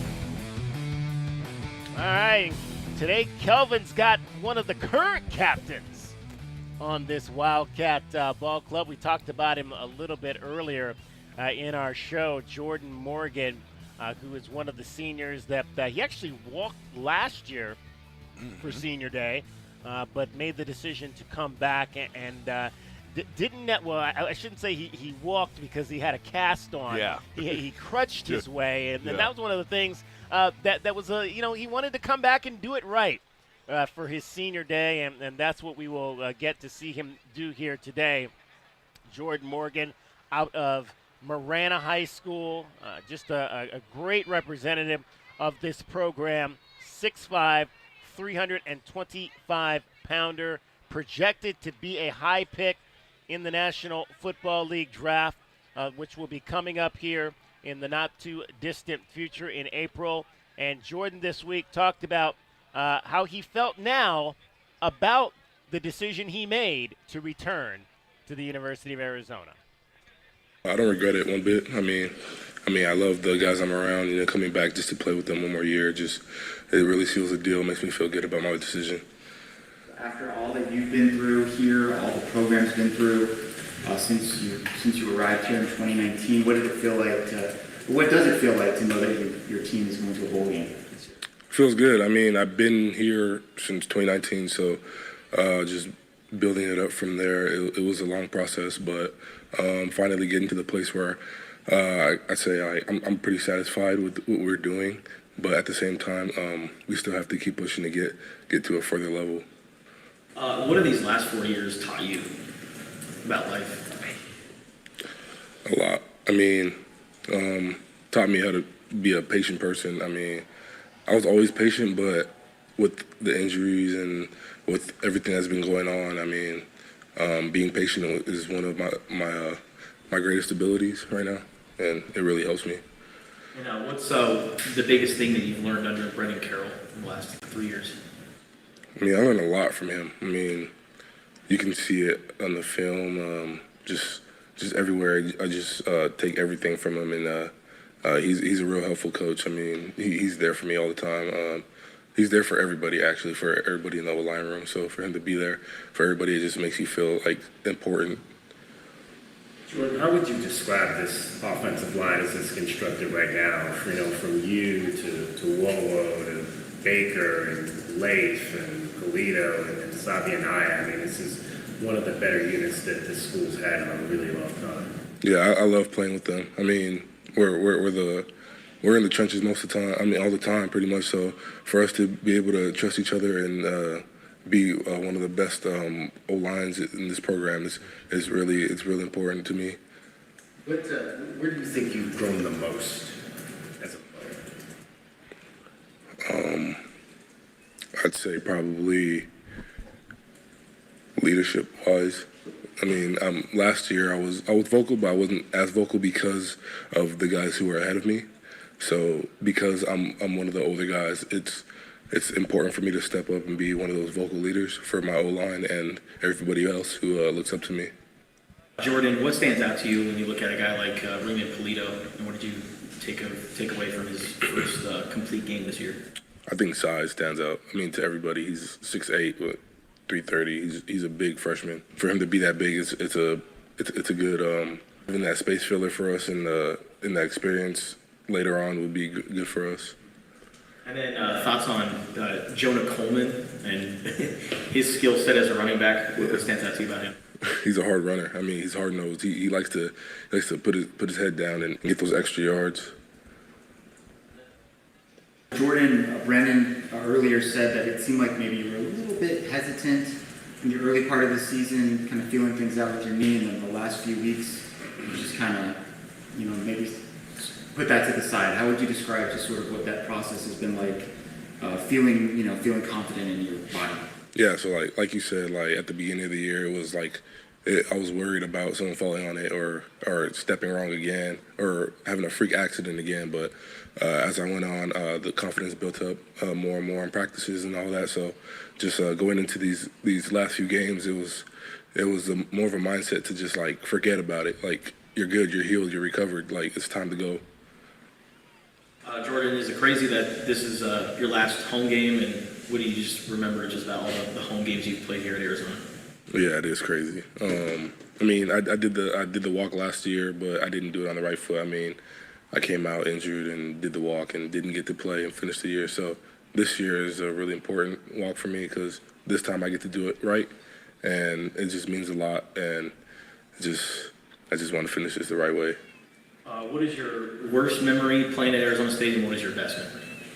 Worst memory was playing against the team up north. That 70-7 game, that was the worst memory. Best memory, I'd say, was probably, honestly, this year. I mean, all these games we've been winning at home, and we're so consistent, and it makes it all fun. It makes it all fun to be able to play with the team I'm with right now. Yeah, and a best memory for Jordan Morgan would be winning today at home on Senior Day, and then going up the street next week and kicking some you-know-what to finish out his final regular season game as a Wildcat. Yeah, this game is really important. If we just do what we do, is we can run the football. Even though, like we said against UCLA, they were the number one run defense in the country, but we feel that our guys are a little bit better than your guys. Okay, I think Vegas is starting to say that a little bit too. They're giving us +1. Our guys are better than your guys, and we got to believe that. And if our guys believe that, we can get the stuff done. Yeah, I know one thing. When you have Jonah Coleman or DJ Williams or Wiley in that back for even Speedy Luke, you have to take account for him now. You have to worry about those guys getting the ball, which should opens up that passing game a little bit more. But that offensive line, guys like Jonah Morgan, man, they are the reason. Those bigs up front, those bigs on the D-line, they are the reason that the team is in this position right now. Absolutely. Jordan Morgan, our current captain in the captain's corner. And that's your Captain's Corner with Kelvin Efon. Brought to you by Ram Plumbing. When your plumbing is in trouble, call Ram on the double. All right, one of the reasons that Jordan Morgan has had such a great season is because he's been blocking for this guy, Jonah Coleman. And Fafita out of the gun will take the snap. Hand off to Coleman. Got some room. Breaks the tackle. He's out to the 40-yard line. 45. Knocks a man down. Down to the Colorado 40. 35 to the 30. Still loose down the near sideline. Inside the 15-yard line. Well, they're going to mark him out, I believe, at the 23 where he stepped out. But Jonah Coleman refusing to go down. 1st and 10, Arizona. All power that time. Jonah Coleman just runs through the hole, breaks 2 or 3 tackles, heads to the sideline, and just a spectacular run and display of just power and strength by Jonah Coleman.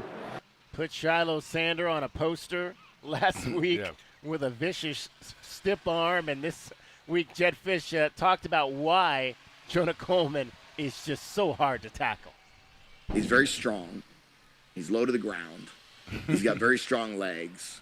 He has a very similar build to a Maurice Jones-Drew, who was also very hard to tackle, who also had a great, lower body power that he could run with. You like that comparison, Maurice Jones-Drew? I guess not. I don't. He's just low to the ground at the end of the is. day, man. And when I tell you, man, I call it bully ball. Yeah. I mean, when he's in the game, the defense has to worry about a guy coming right at him. And a lot of times people don't understand this. Those guys don't want you coming for them, right? They like to do the tackling. That's a lot of times that's the reason why they're on defense, and I just love to see him run the ball because every time he's a threat to break a long run. He's going to break 2 or 3 tackles. He just basically has your defensive guys intimidated. He's looking for them. He's looking them up. Yeah, and Maurice, I think, was a little bit better on Soul Train. He could dance a little bit better. I think he's a little bit better because Maurice, he was more of a he was Jonah's he's like north and south. He's north and south, and I think Drew had a little bit more speed, man. So, and Jonah's great back, man. I mean, the guy can get downhill.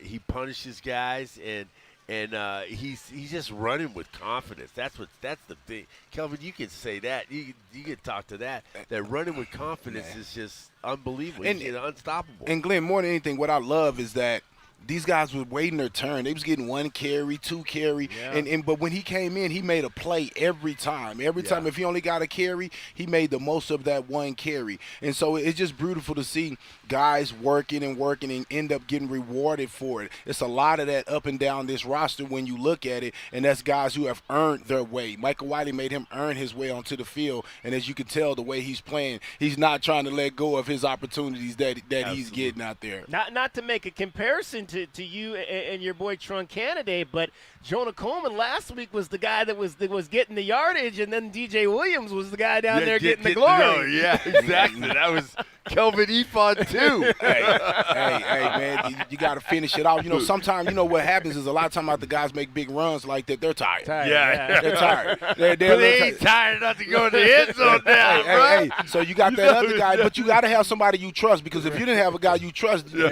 going to go right back with Coleman. But you trust DJ Williams. I mean, come on, he's one of the most physical running backs in the Pac-12. It's crazy to be able to say now, but after watching the conference, those two are probably two of the most physical running backs in the league. So, now it's a matter of, hey, man, we got to try to, keep using these guys and keeping them fresh the way he has, because the way that they have been effective is just the turnaround is I know a lot of people think it's just Noah Fafita, but I also think it's the offensive line in that running game that helped turn this thing around. And you look at the different positions. I was thinking about this the other day. The different positions, how we compare to the top teams in the conference. Yeah. We're going head to head on the positions, the offensive line, compared to who's the best offensive line. And then what I want to say, I got to give these guys credit, because these wasn't 5-star guys. No, these wasn't they guys weren't. that everybody was recruiting. Jonah Coleman wasn't getting recruited by everybody in the nation. That was a great find. I don't even know the other schools he was really getting recruited by, at this level, Pac-12 level. But can you find another running back situation in the Pac-12 that is better than what we have? That room. I don't think so. That's what I'm saying, is that how we have evolved into the upper tier of our conference. And then you look at our DBs. Our DBs. What can you think about? There's a better that has been doing a better job. You look at the only position, I think, and then you look at our wide receivers. That I don't even think that's a question. We have one of the best. We have some of the best. I think Jed said this week six receivers in the top 40 in catches. I mean, like, come on. I mean, so why are we surprised that we're where we're at right now? Yeah. We shouldn't be surprised. We shouldn't be surprised. And why are we? And you know who else is thinking of that? It's Vegas. Vegas. I think they had the same conversation with themselves like I did. I was like, compared to everybody, and we're +1 today. Yeah. So let's look at fans. Let's look at, and you know what? That's why I say next year, you guys, we need to have this place sold out every single game, man. I don't care if we're playing Podunk U. Yeah. We should have, because you're going to see the best talent in the Big 12. Jed Fish might have to do what Tommy Lloyd did last night after the game and send his season ticket holders a message about getting out to the stadium and making a whole lot of noise, because again, you've got two programs right now that are just absolutely rolling. I mean, this is a special weekend, Kelvin. We talked about it last night when you've got a number 3 ranked basketball team playing twice at home in 3 days, and you've got this game here today that's going to take place with a number 17 football team. We haven't had this here in a very, very long time. Yeah. Me myself, man. It reminds me of times when I played ball. Yeah, right. I mean, trust me. Yeah, man. The basketball team was going to Final Fours and winning championships. We were, going to bowl games, winning big bowl games. The women were playing well. Yeah. I mean, it was just all over the place. The success just seems to, floats through the whole program. And I always used to say that, way back when I was in high school, football starts it all. Yeah, that's the absolutely. That's the first sport of the season. You got volleyball there. You don't want to take anything away from that. But football kind of starts it all and sets off that season. I mean, that year of athletics to, kind of where you're going. So when your football team usually play well, the other sports kind of come in and follow that. The 70s is back. 70s, yeah. The 70s is back today. The ladies are just doing it right. Yeah. All right. We like it. We like it. We're going to give away some tickets in the next hour here. Yeah. So get We your might have to get a Soul Train line going here. you had the Prince going earlier. I know. Dance music, sex, Sex romance. That's right. DMSR. This is the Meridian Wealth Management Arizona Game Day pregame show. Kelvin Efon, Glenn Howe, J.W. Madden. I'm David Kelly. You are listening to Wildcats Radio 1290. This hour of the Meridian Wealth Management pregame show is brought to you in part by Blue Whale Car Wash, Caruso's Italian Restaurant, Cool Willie's Air and Plumbing, The Diamond Store.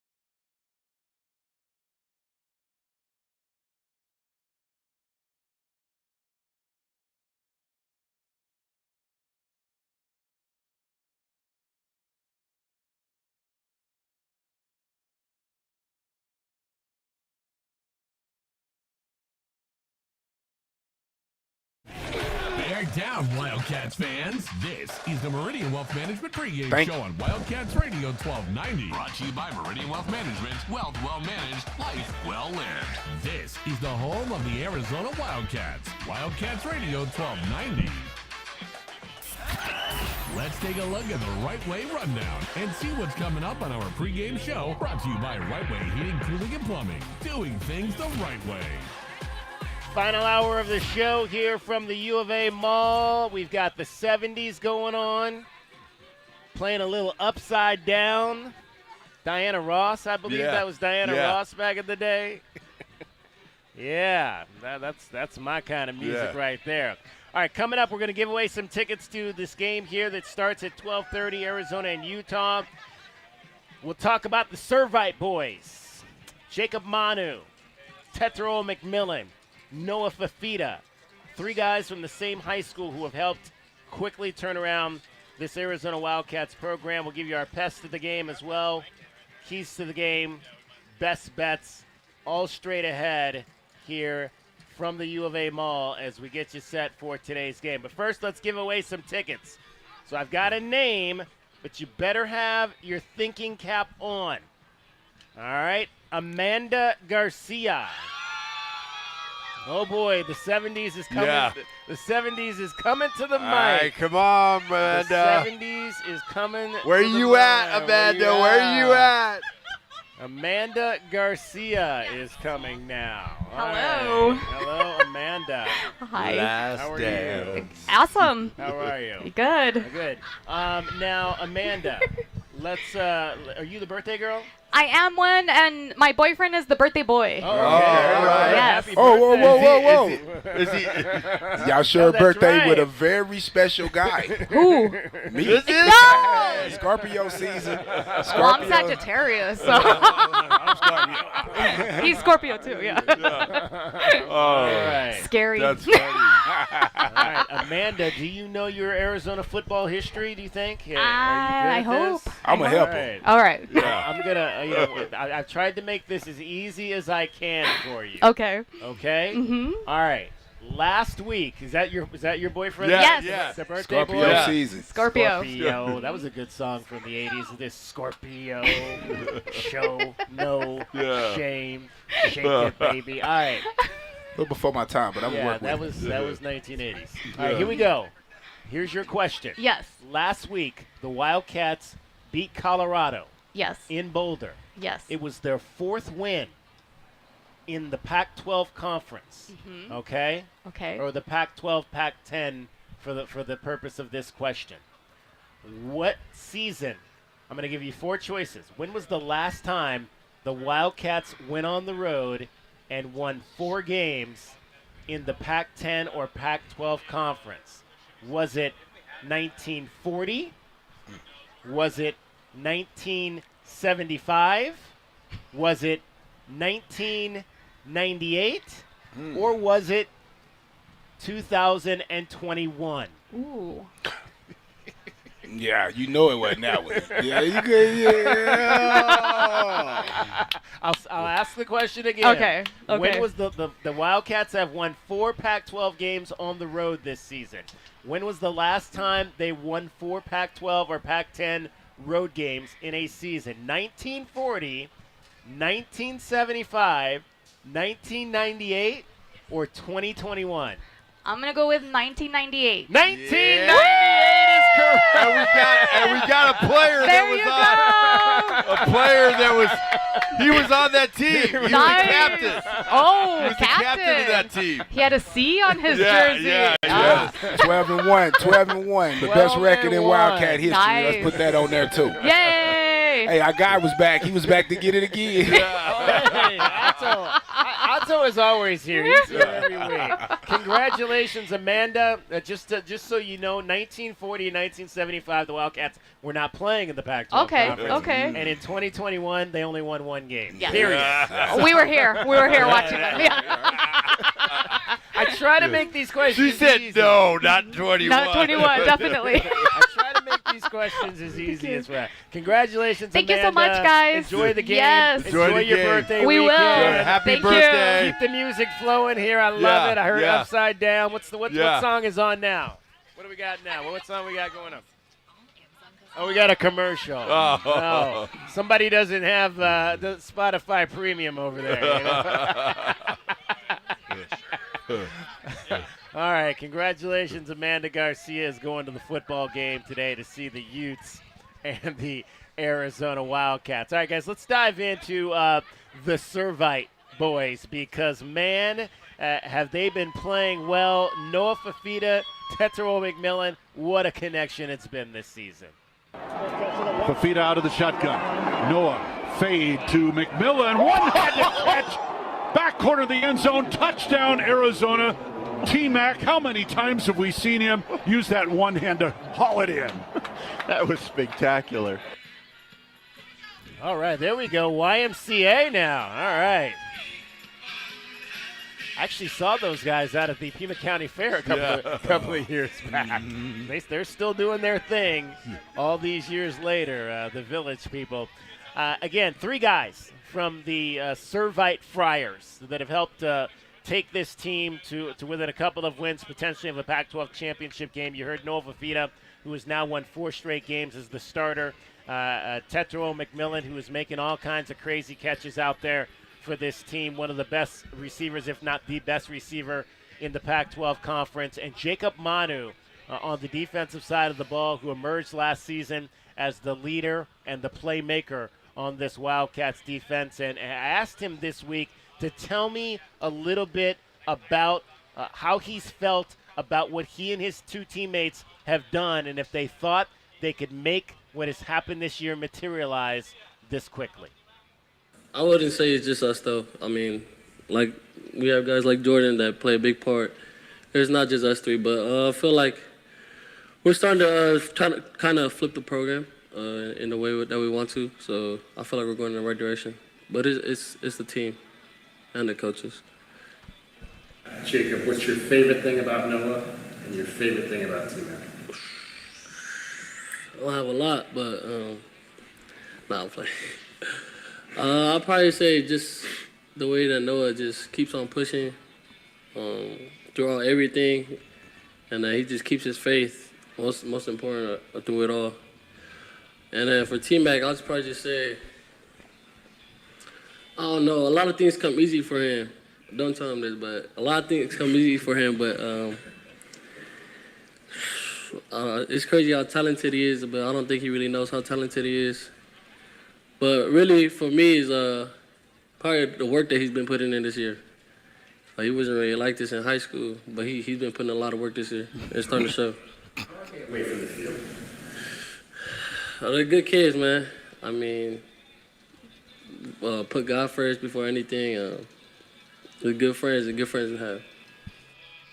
I mean, there's nothing. I mean, again, you don't often get a situation like this where you get 3 kids from one high school that have been able to come into a program, maybe at bigger schools, and I'm sure it's happened at, probably schools like USC where a lot of the modern day kids will go and play and those types of things. But I can't imagine there's been too many instances here at Arizona where 3 kids from one high school have been able to come in and make the impact that those 3 kids have happened. No, it's been amazing what those guys have been able to do, and the last piece is Noah getting his thing done, and also Burnett. We're still waiting on him to get his more shine, and I think that's coming next year. He's going to get his chance, but I just think that those guys' winning mentality, coming in with that edge about them, having that grit of playing so much football together, little Pop Warner and things like that, it just gives them that little ability to be able to lead the team, I think, and for guys to be able to follow them, because they got Manu on the defensive side as a leader as well. So you end up having the ear of the whole group, and you can kind of get them to follow your Servite type of traditions. And you know what? I really like that he was really honest about, he hasn't seen him put in that much work, because they probably did. It was easy. It was easy in high school. Yeah. In high school. And, Kelvin, that's a perfect example of what you said, is that some of these guys didn't have to do it. It wasn't that easy. And now, but some of those guys will fade. Right. those guys will fade. But then it also can step it up. They can step it up. Those guys could be better, will get better because they're around better competition. But it's good to hear that he says that these guys have never worked so hard. Amazing. Tetro McMillan right now is fourth. Hey, Coach Fred Harvey. Coach Fred Harvey has arrived. Yeah, we saw Daniel Sines, the head football coach at Catalina Foothills High School, just walked by a few minutes ago. Lots of important people hanging out here on campus. You want to sit down? Yeah, get out. You want to sit down here and have a conversation real quick, Coach Harvey? We're going to talk to Coach Harvey. Put the headset on here. We talk to him sometimes on the pregame, on the postgame show. But great to get a chance to talk to. He just walked across the street. Well, yeah, he lives in the neighborhood. I know. You know? He just walked across the street. Nothing better than just being able to roll right out of your house and roll right onto campus. It is a red out. After the band just get through playing in your yard. Right. After the band just get through playing. We might have to have a show next year at the Fred Harvey tailgate. I think. Yeah. So. Can we bring the show? Can we bring the show to your tailgate? Hey, I have the perfect spot for you. Okay. We might have to make that happen next year. Yeah, we should do our show from there, man. Coach, just obviously, I'll take care of you. I'm sure. Coach, what have your impressions been of this the last 6 weeks for this program and what they've been able to do and putting themselves in a position to potentially play in the Pac-12 championship game? Yeah, I'm always a guy who believes in, you have to build from the bottom up. I mean, and that means everybody has to be on the same page, whether it's the guys cleaning the hallways, whether it's the guys, going out and doing the scouting. I mean, everyone has to be on the same page. If they're not, you have dysfunction. Watch out for that scouting. We don't do that. we don't do it that way. Okay. But if you're not scouting, you're not playing the game. Yeah, right? exactly. We just don't do it that way. And to watch, Jed and that staff do what they have done, literally in a 3-year period from the bottom up. I mean, it was patience, and everyone's going to give all the credit to the coaching staff and Jed and all the things, but as players, this, okay? The faith had to come from within. Yes. No one comes to college to lose, right? And you have to have that faith, and they have faith in the process. And I'm a big proponent of, and I have coaches tell me all the time, you have to have faith in the process. Well, you have to tell me what the process is, because the process is about faith. The process is about belief. Show me how we're going to get there. And I think from day one, and he and I have so much in common in terms of his passion for the game and how we got there. Guy didn't play ball, right? And people say, well, you got to be able to play ball. I said, no, you have to be able to manage. Yeah. And he's been around some of the great minds of the game, and I think that's when you start talking about having the buy-in. Athletes look at that. They look at, okay, well, you work with this guy, and so they buy into that. But biggest thing is, this whole community in terms of being able to continue that growth and following of that building process. The one thing I've always said, and again, I understand it's different conferences, okay? I've been in Tucson for 37 years, okay? And I look at, places like, Baton Rouge, Louisiana. I've been there a lot. I love it, man. Great food. Okay? Yeah, sure. Why not Tucson? Yeah, absolutely. I mean, I challenge someone to tell me. We just talked about that, Yeah. Fred. We just said that this is a place where how can you not imagine to have a great program here? Everything that's available here, the lifestyle here, the institution that we have here, and then just the people that are here, and then we just need to get to the next step on the support. That's what I think we need to do. We need to get to the next step where we're selling out against Podunk University. Yes. And that's where the next step is where we have to do. And I always say, and I'll challenge any person, any fan. I'm challenging you now, okay? You have a kid that plays Pop Warner football. They're getting ready to get it handed to them 90-0, okay? Are you not going to go out and support your child in that game? Yeah. 90-0, they're going to get taken to them. Yeah, absolutely. Are you not going to go support them? Are you a fan or are you not a fan? And we both know that's the most important time. That's the most important time when they're getting beat up on a little bit to know that they still got support and that you're still there for them. That way they want to fight more for you when you're there. They want to give that little more energy because these people supported me when things wasn't quite in my favor. Yes. Here come the fellas, guys. Here comes the the team guys. is arriving Yeah, buddy. here on campus. I would imagine, I've noticed they come from the north, so I'd imagine they're staying up at La Paloma now. It's probably, I remember when they came here, they stayed at the Doubletree. Back in the that's day. where we stayed at the Doubletree. Yeah, here come the buses. And we getting ready for the Wildcat Walk. Coach, can we keep you? I don't want to, if you were going to the Wildcat Walk, I don't want to keep you, but you okay to stay? Oh, I'm good to stay. Okay, all right. Yeah, I invited him to stay at my house, but I didn't have enough room. All right, so I'm going to ask you a tough question, Coach Harvey, because obviously there's a young man we've talked about before on this football team that's got some track potential. He had an injury last year, which I would imagine was part of the reason why we did not see him on the track. Are there still plans for Speedy Luke to run track here at Arizona? What can you tell us about that? Yeah, I mean, and that's, was the objective prior to even coming in, is that he's going to have that opportunity to be able to run, because he can 100% affect what we're doing on the track. Now, again, we broke a 33-year-old school record last year in the 4x1 without him. Right. And which means, okay, we're doing okay.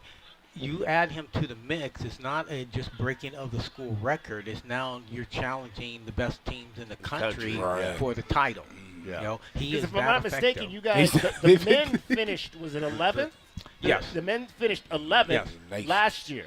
Put him on that team, and now you're top 10 for sure. And I know it seems like it because it's such a fine line, right? Now, granted, you don't have a Jordan Geist coming back, which is a big reason for that. Yeah, but looking at that and what we have in terms of some jumpers and things that we brought into this program, and I have I like to call it undercover agent in the hurdles that's going to shake some things up, at the NCAA level. All right. But it changes things. I mean, it doesn't take a lot in terms of numbers. You just have to have the right numbers.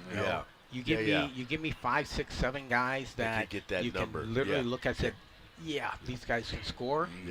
You're top 10, top 5 team. We're top 5. We're top 3 team with 4 young ladies one year. And obviously, you're one of your best 4x1s in the history of this program, included football players. Yes, and if you're being honest, I mean, the best sprinters that you have in the country, generally speaking, are playing ball. You had Michael Bates on there, James Bullock on there. Our alternate was David Lockhart. And so when we had some injuries, he popped in, and we're still first-team All-Americans. On that capacity. And I always like to say it this way: if we have 12.5 scholarships, we have 85. I'm all on board, baby. Right. Bring him on in. We'll nibble off of yours.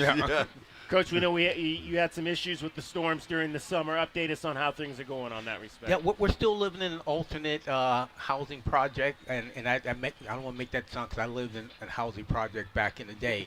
But we live in this beautiful place over on the in Fort Lowell area. But we've been there since late August. But the storms came in and took out our kitchen. If it wasn't your home, it's a beautiful thing. And you look at the videos, look like a waterfall coming down into the home. But it's my home. Not right. But Mrs. Harvey's going to get a new kitchen now, right? We got a new kitchen, new basement. Oh wow! New roof. Okay. Wow. Not yet, but we're in the process. Okay. All right. That's awesome. Well, big Sunday coming up because the Steelers about to take a butt whooping tomorrow. I knew someone had to go there. So it's Brown Steeler week. Raiders are coming up too now. Don't be forgetting them now. So we are an ugly team. We are. You are ugly. We are not the cream of the crop, but in the NFL, you look at 2 columns. Did you win or did you lose? Yeah. You guys, I have to say, the Steelers. Mike Tomlin is unbelievable. That's coaching right there. Yeah, that's just unbelievable how he accumulates wins. Yes. Yeah. He just gets them where did that come from? It's unbelievable. Yeah. And all the fans well, yeah, we're getting ready to win the Super Bowl. I say, yeah, let's just go ahead and keep winning. Yeah. Let's try that. Let's try that first. Yeah. Coach, we appreciate you taking a few minutes. Hey, Enjoy my the game. pleasure. My pleasure. And hey, I hope everybody enjoys this afternoon football, baby. This is Beautiful what it's about. day. Beautiful day. Absolutely. The skies have We're a cleared. +1, the sun Fred. Is out. Yes. Do you know that? Yes. Yeah. We're a +1. So Yeah, 1 point Vegas favorite. we were talking about how our position groups, how good our position we're compared to the best in our conference. And I love how you guys do that because here's at the end of the day when you start looking at things, right, Kelvin, okay, a couple of years ago, if you said, okay, which one of our DBs can play on any team in the conference? Yeah. You're like, well, probably not. Okay, which one of our O-line guys can play? And yeah, probably not. You take all those positions right now, and you look at it, boom, boom, boom, boom. Who could play somewhere else? And to a position. Yeah. Man, it's like absolutely. And if you have that, how are you not looked at as being one of the better programs in the country? Yep. Now we just got to go out and play the game and absolutely keep winning. Yep. Fred Harvey, the head coach, the U of A track director here, 37 years, as he mentioned here at the University of Arizona, Thanks, the Fred. longest standing coach on campus. We'll get a break in here, come back with a whole lot more, wrapping our coverage up here. We got about 40 minutes to go from the mall, getting you set for the Wildcats and the Utah Utes. It's the pregame show, Meridian Wealth Management pregame show. We got a gentleman out here. Oh, wait, is this Mr. Larry Baber? All right, we'll talk to Larry next. He is with the one of the bowls that's in town. We got 3 bowl representatives in town today, and we will talk to him coming up here next. This is the Meridian Wealth Management Arizona Game Day pregame show. You're listening to Wildcats Radio 1290. This hour of the Meridian Wealth Management pregame show is brought to you in part by Broadway in Tucson. Watch out there.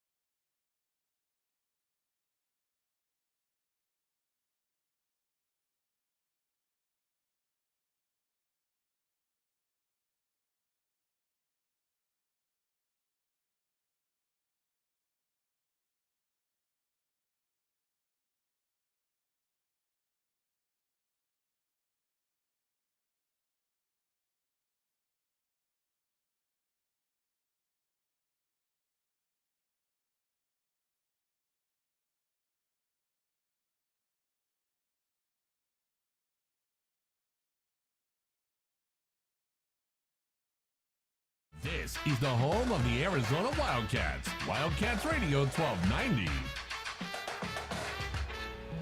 All right, I mentioned a little bit earlier that we've got a bunch of NFL scouts that are here this weekend. Among those, Phil Savage from the New York Jets expected to be scouting folks here today. We've also got a number of bowl representatives that are going to be attending this game today. We've got representatives from the Alamo Bowl, the Sun Bowl, and we are pleased to be joined by Larry Baber from the DirecTV Holiday Bowl, who is going to be here this weekend watching today's game. Larry, welcome. It's that time of year when you guys go out and start looking for teams that might be coming to play in your particular bowl game. So walk us through that and what that's all about for you all. Well, thanks for welcoming me. I love going out and traveling. I've been on the team selection committee for over 30 years and been to virtually every venue west of the Mississippi where they play football, or big-time football, I should say. So I'm glad to be here. Clearly, the University of Arizona is right dead center of our mix. You folks have been to our game twice, played Nebraska both times. First time, Desert Storm, you beat them. The second time, well, let's not talk about that. I was at that game, the second one. That didn't go very well. Yeah, it didn't. But yeah, first of the year, you were struggling a little bit, and you've come on really strong. We like teams that are on their upswing at the end of the year. Their fans tend to follow well, but Arizona's always followed well to come to San Diego. It is so close, and that's one of the things that you look at for sure. Tell us about you got a little no, they made me put this mustache on here today, or they wouldn't let me sit down and chat with you. So I said I can handle that. He's looking like my stash a little bit. Well, I've had one at one time, but it was so gray. I'm just too vain. I couldn't live with it. Well, I color mine. So what's attractive to you guys about Arizona? Well, the fact that you're playing much better ball now, you're on an upswing. You're aggressive. You have this new young quarterback that's throwing the ball around and is alive. That's the kind of, we like high-scoring games, and we see that you'd probably provide that. Now, if I'm not mistaken, I was looking at the bowls earlier this week. You guys were one of the bowls that doesn't have a date yet in terms of when that bowl is going to be played, or do you? Oh no, we're playing the 27th. The 27th of December. Okay. Correct. All right. And so obviously it's a historic bowl game. It's always been one of the top bowl games. What's been special about this relationship that you guys have had with the Pac-12 conference, and how does that change next year for you? Well, we've been with the Pac-12 for a number of years now, and they're right in our venue. Most of the schools are not that far away, and most of them play some pretty good football, so we're happy to have them. In the future, we're not sure. DirecTV is our title sponsor. We have a one-year contract with them, but an understanding that they want to be long-term. But because nobody knows what's going to be happening in the next couple years at least, we're just going to all have to play it, see where the cards fall. So we're pretty comfortable we will continue to get teams that were in the Pac-12 for at least the next 2 years. Most of those schools transferring into other conferences have the type of agreements that they're not going to ease out some of the old standing teams in those conferences in the bowl mix. So we're pretty sure they're going to be available to us. So now that we're going to expand to 8 teams. The playoffs. The playoffs is going to be, the CFP is going to expand to 8 teams. 12. 12 teams. Okay, so we're at 12. So is the CFP been in conversation with the Holiday Bowl to be one of those bowls that are going to be a site for that? Well, everybody's talking to everybody. Yeah. So well, I would think this that point, your tradition of the Holiday Bowl is such a great tradition and a great bowl that I think that, you would think that would be one of the majors that would be involved. We have been talking to them. We are one of the few bowl games that are not owned by ESPN. We're independent, and as such, ESPN is a great program in college football, but we're just not part of them. Yeah. Okay. In terms of when you talk about the future of what this is all going to become, and particularly for the Holiday Bowl, how has not having the National Football League in San Diego, how's that affected you guys, or has it affected you at all? It hasn't really made a difference in us. It did make some difference in San Diego State. They got themselves a new stadium in a nice little venue there. We're playing our games now at Petco Park downtown, very close to the hotel, very close to the gas lamp. A great venue for a football game in that area. Had you guys gone, obviously they have a bowl game at Yankee Stadium. They've played football at Wrigley Field. Had you gone to those venues to see how that would play in a baseball park? Yeah, we checked out those logistics, and in working with the Padres, we've had the opportunity to see how the format could be. Yeah, outstanding. Well, Larry, enjoy your time here in Tucson today, and so what happens for you on this day? Do you talk to people? Are you talking to Arizona officials? Are you just here to watch the game? Or who do you contact with when you come to a venue like this? Well, I talked with the AD yesterday, had a little interview with him. I'll see the Utah AD today. I'll probably go say hi to the coaches. I know them both. I intentionally want to look for Dwayne Aquina. Dwayne was in San Diego in '98. I got to know he and Donna. Yeah. And Great my wife is from Hawaii also. Oh, okay. And we have some. If you understand Polynesian families, you're related. Yes. And so I sent Dwayne a text, and I didn't hear from him. I asked about that, and the AD said he doesn't know how to use a text. So if you're out there somewhere, Dwayne, I apologize. Yeah. All right, you said you're familiar and you know Jed Fish. Just your thoughts on Jed as a football coach. Jed is one of those young guys. I'm very impressed with him. I think you've got a great hire there, and I hope it pays off long term for you, because he's one of the good guys. Yeah, we would love to have him for 10 to 15 years. 10 to 15. Can you write that in the contract? Okay. Yeah. I'll tell him that. 10 to 15, that's where we'll be good. Ink's on the contract. Yeah. There you go. Hey, Larry, appreciate you coming by again. Have fun today. Thank you very much, and thanks for letting me be here. All right, Larry Baber from the Holiday Bowl here this week for the game, and checking out the Arizona Wildcats and the Utah U. Let's get a break in. We got a lot of things to get to in the final segment. Keys to the game, best bets, and we'll get our pest in as well. All of that is straight ahead. It's the Meridian Wealth Management Arizona Game Day pregame show here from the U of A Mall, and you're listening to Wildcats Radio 1290. Bear down, Wildcats fans. This is the Meridian Wealth Management pregame show on Wildcats What's Radio up, John? 1290. Brought to you by Meridian Paul, Wealth what's up, Management. Paul? Wealth well managed, life well lived. This is the home of the Arizona Wildcats. Wildcats Radio 1290. Get the backyard you've always wanted with a custom pool from First Choice Pools. A backyard oasis built around you. First Choice is a full-service Good builder seeing you, of Paul. beautiful in-ground pools and backyard designs for years of staycations. If you're ready to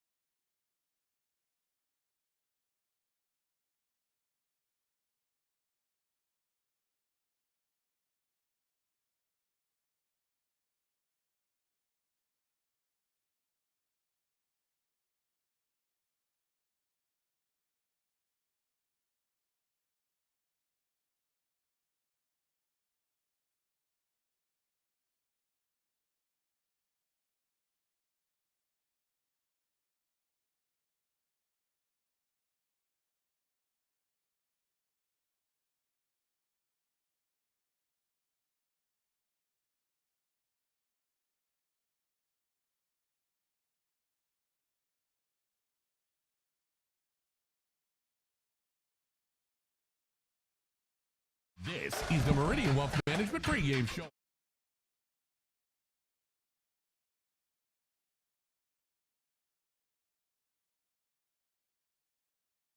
Wildcats Radio 1290. Who is the pest the Wildcats need to be free from to win today's game? The Pest of the Game is brought to you by University Termite and Pest Control. BePestFree.com.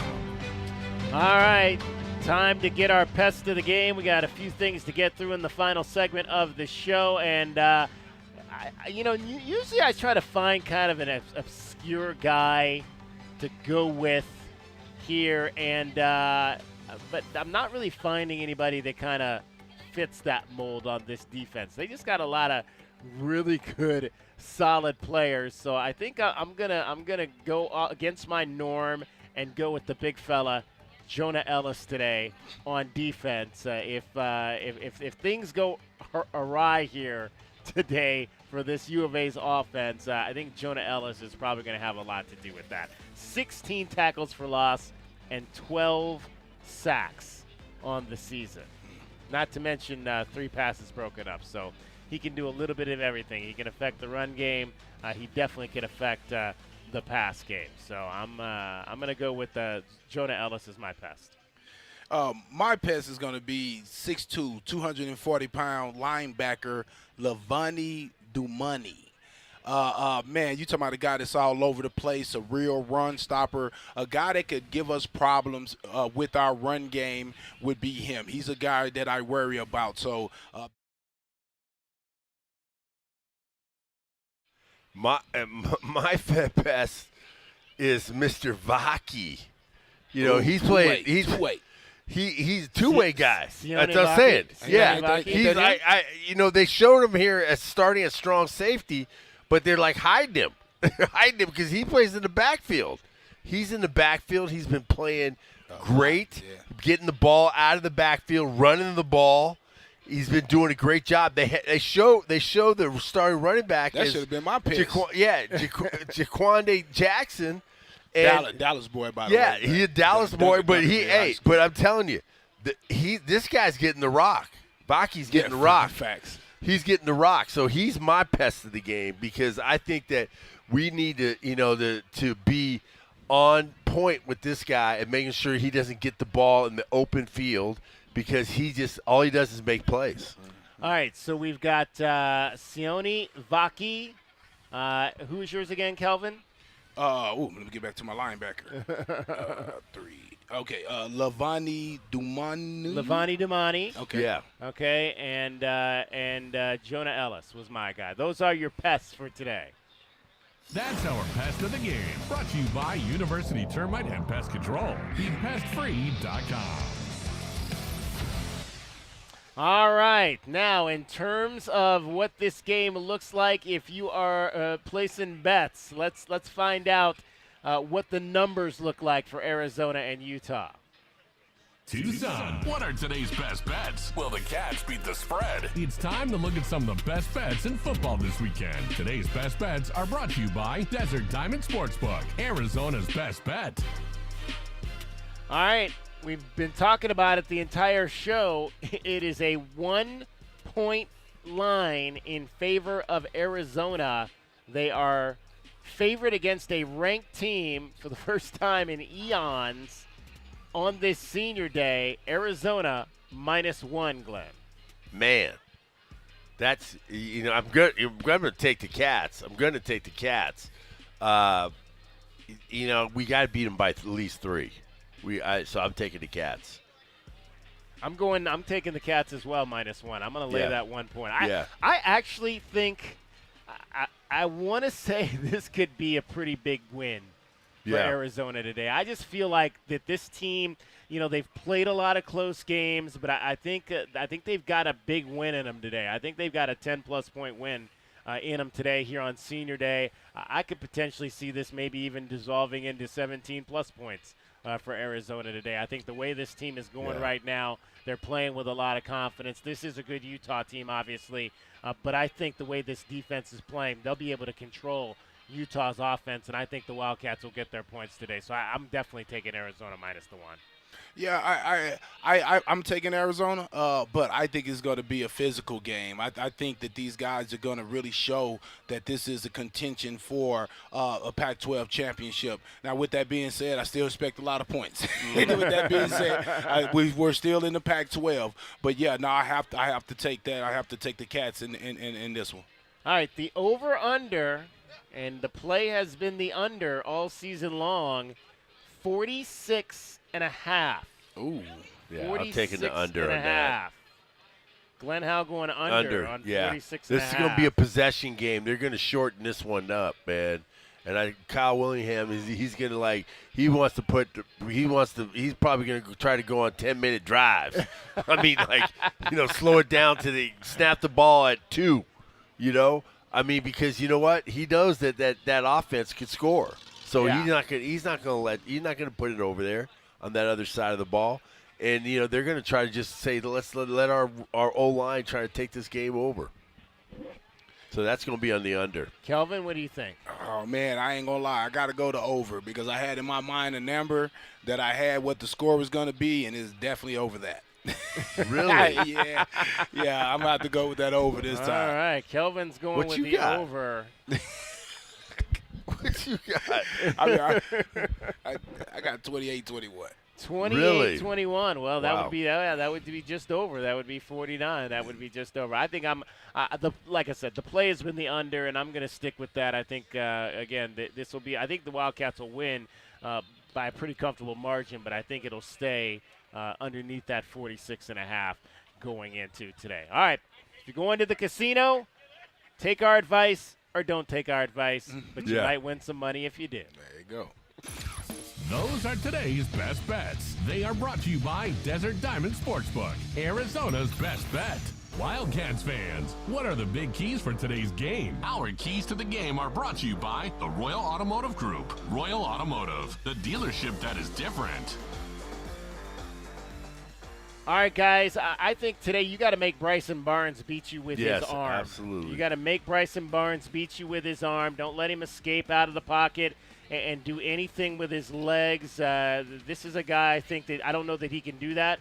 If you force him to throw the football today, he's been the guy though that's kind of come in and led this whole thing with the injury to Rising earlier in this season. He's thrown for just under 1,200 yards, 10 touchdowns, 7 interceptions. So he's a guy that you can get some picks against, and I'd like to see that happen. Interceptions are never a bad thing. We saw the batted down balls last week. Let's get some picks and turn him over and really create those short fields and grind it out. I mean, I think this is a game you can grind it out with this run game if you're the Wildcats. We saw a 200 spot last week. Let's see a 200 spot again this week, kind of like what this team did a few years ago when they ground down Arizona State to win this ball game, just pounding the football last season here at home in the home finale. 200 yards rushing would be very good for this ball club today. Yeah, and I think it's going to be, if we get up 2-score lead, 2-score, I'm talking about 10 points or 14 points. Yeah, and I think that's possible. I think that'll happen. If we can get pressure on that Utah offense, which I don't think they can handle, they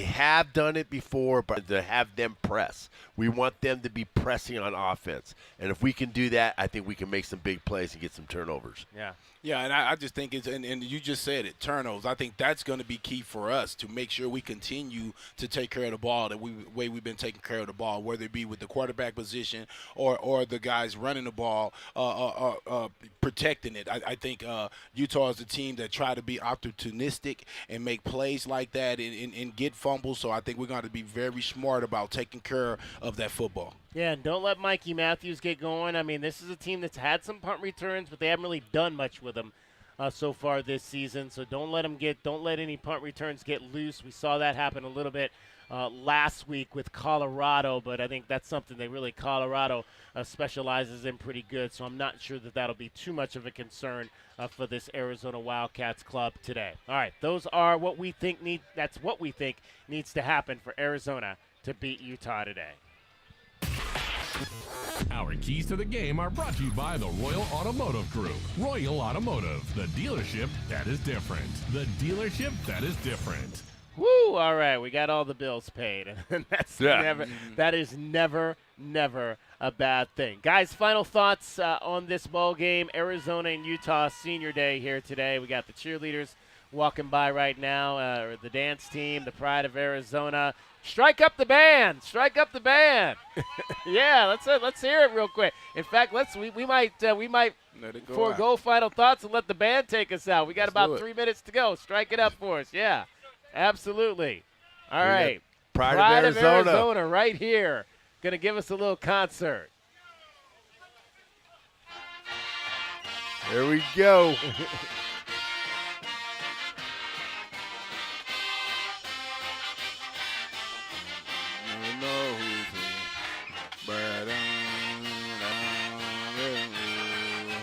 Go.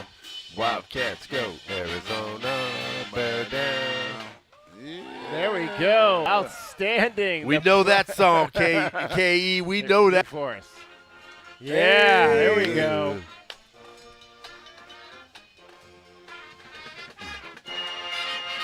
Hey. Okay.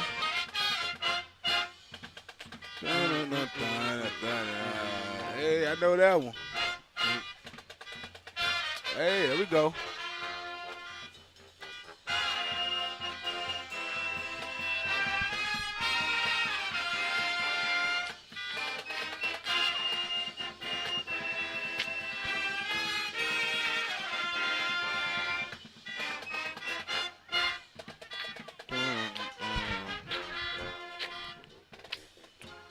Yes, indeed. The Pride of Arizona. It is the Wildcats and the Utah Utes coming up for you. Got about a minute.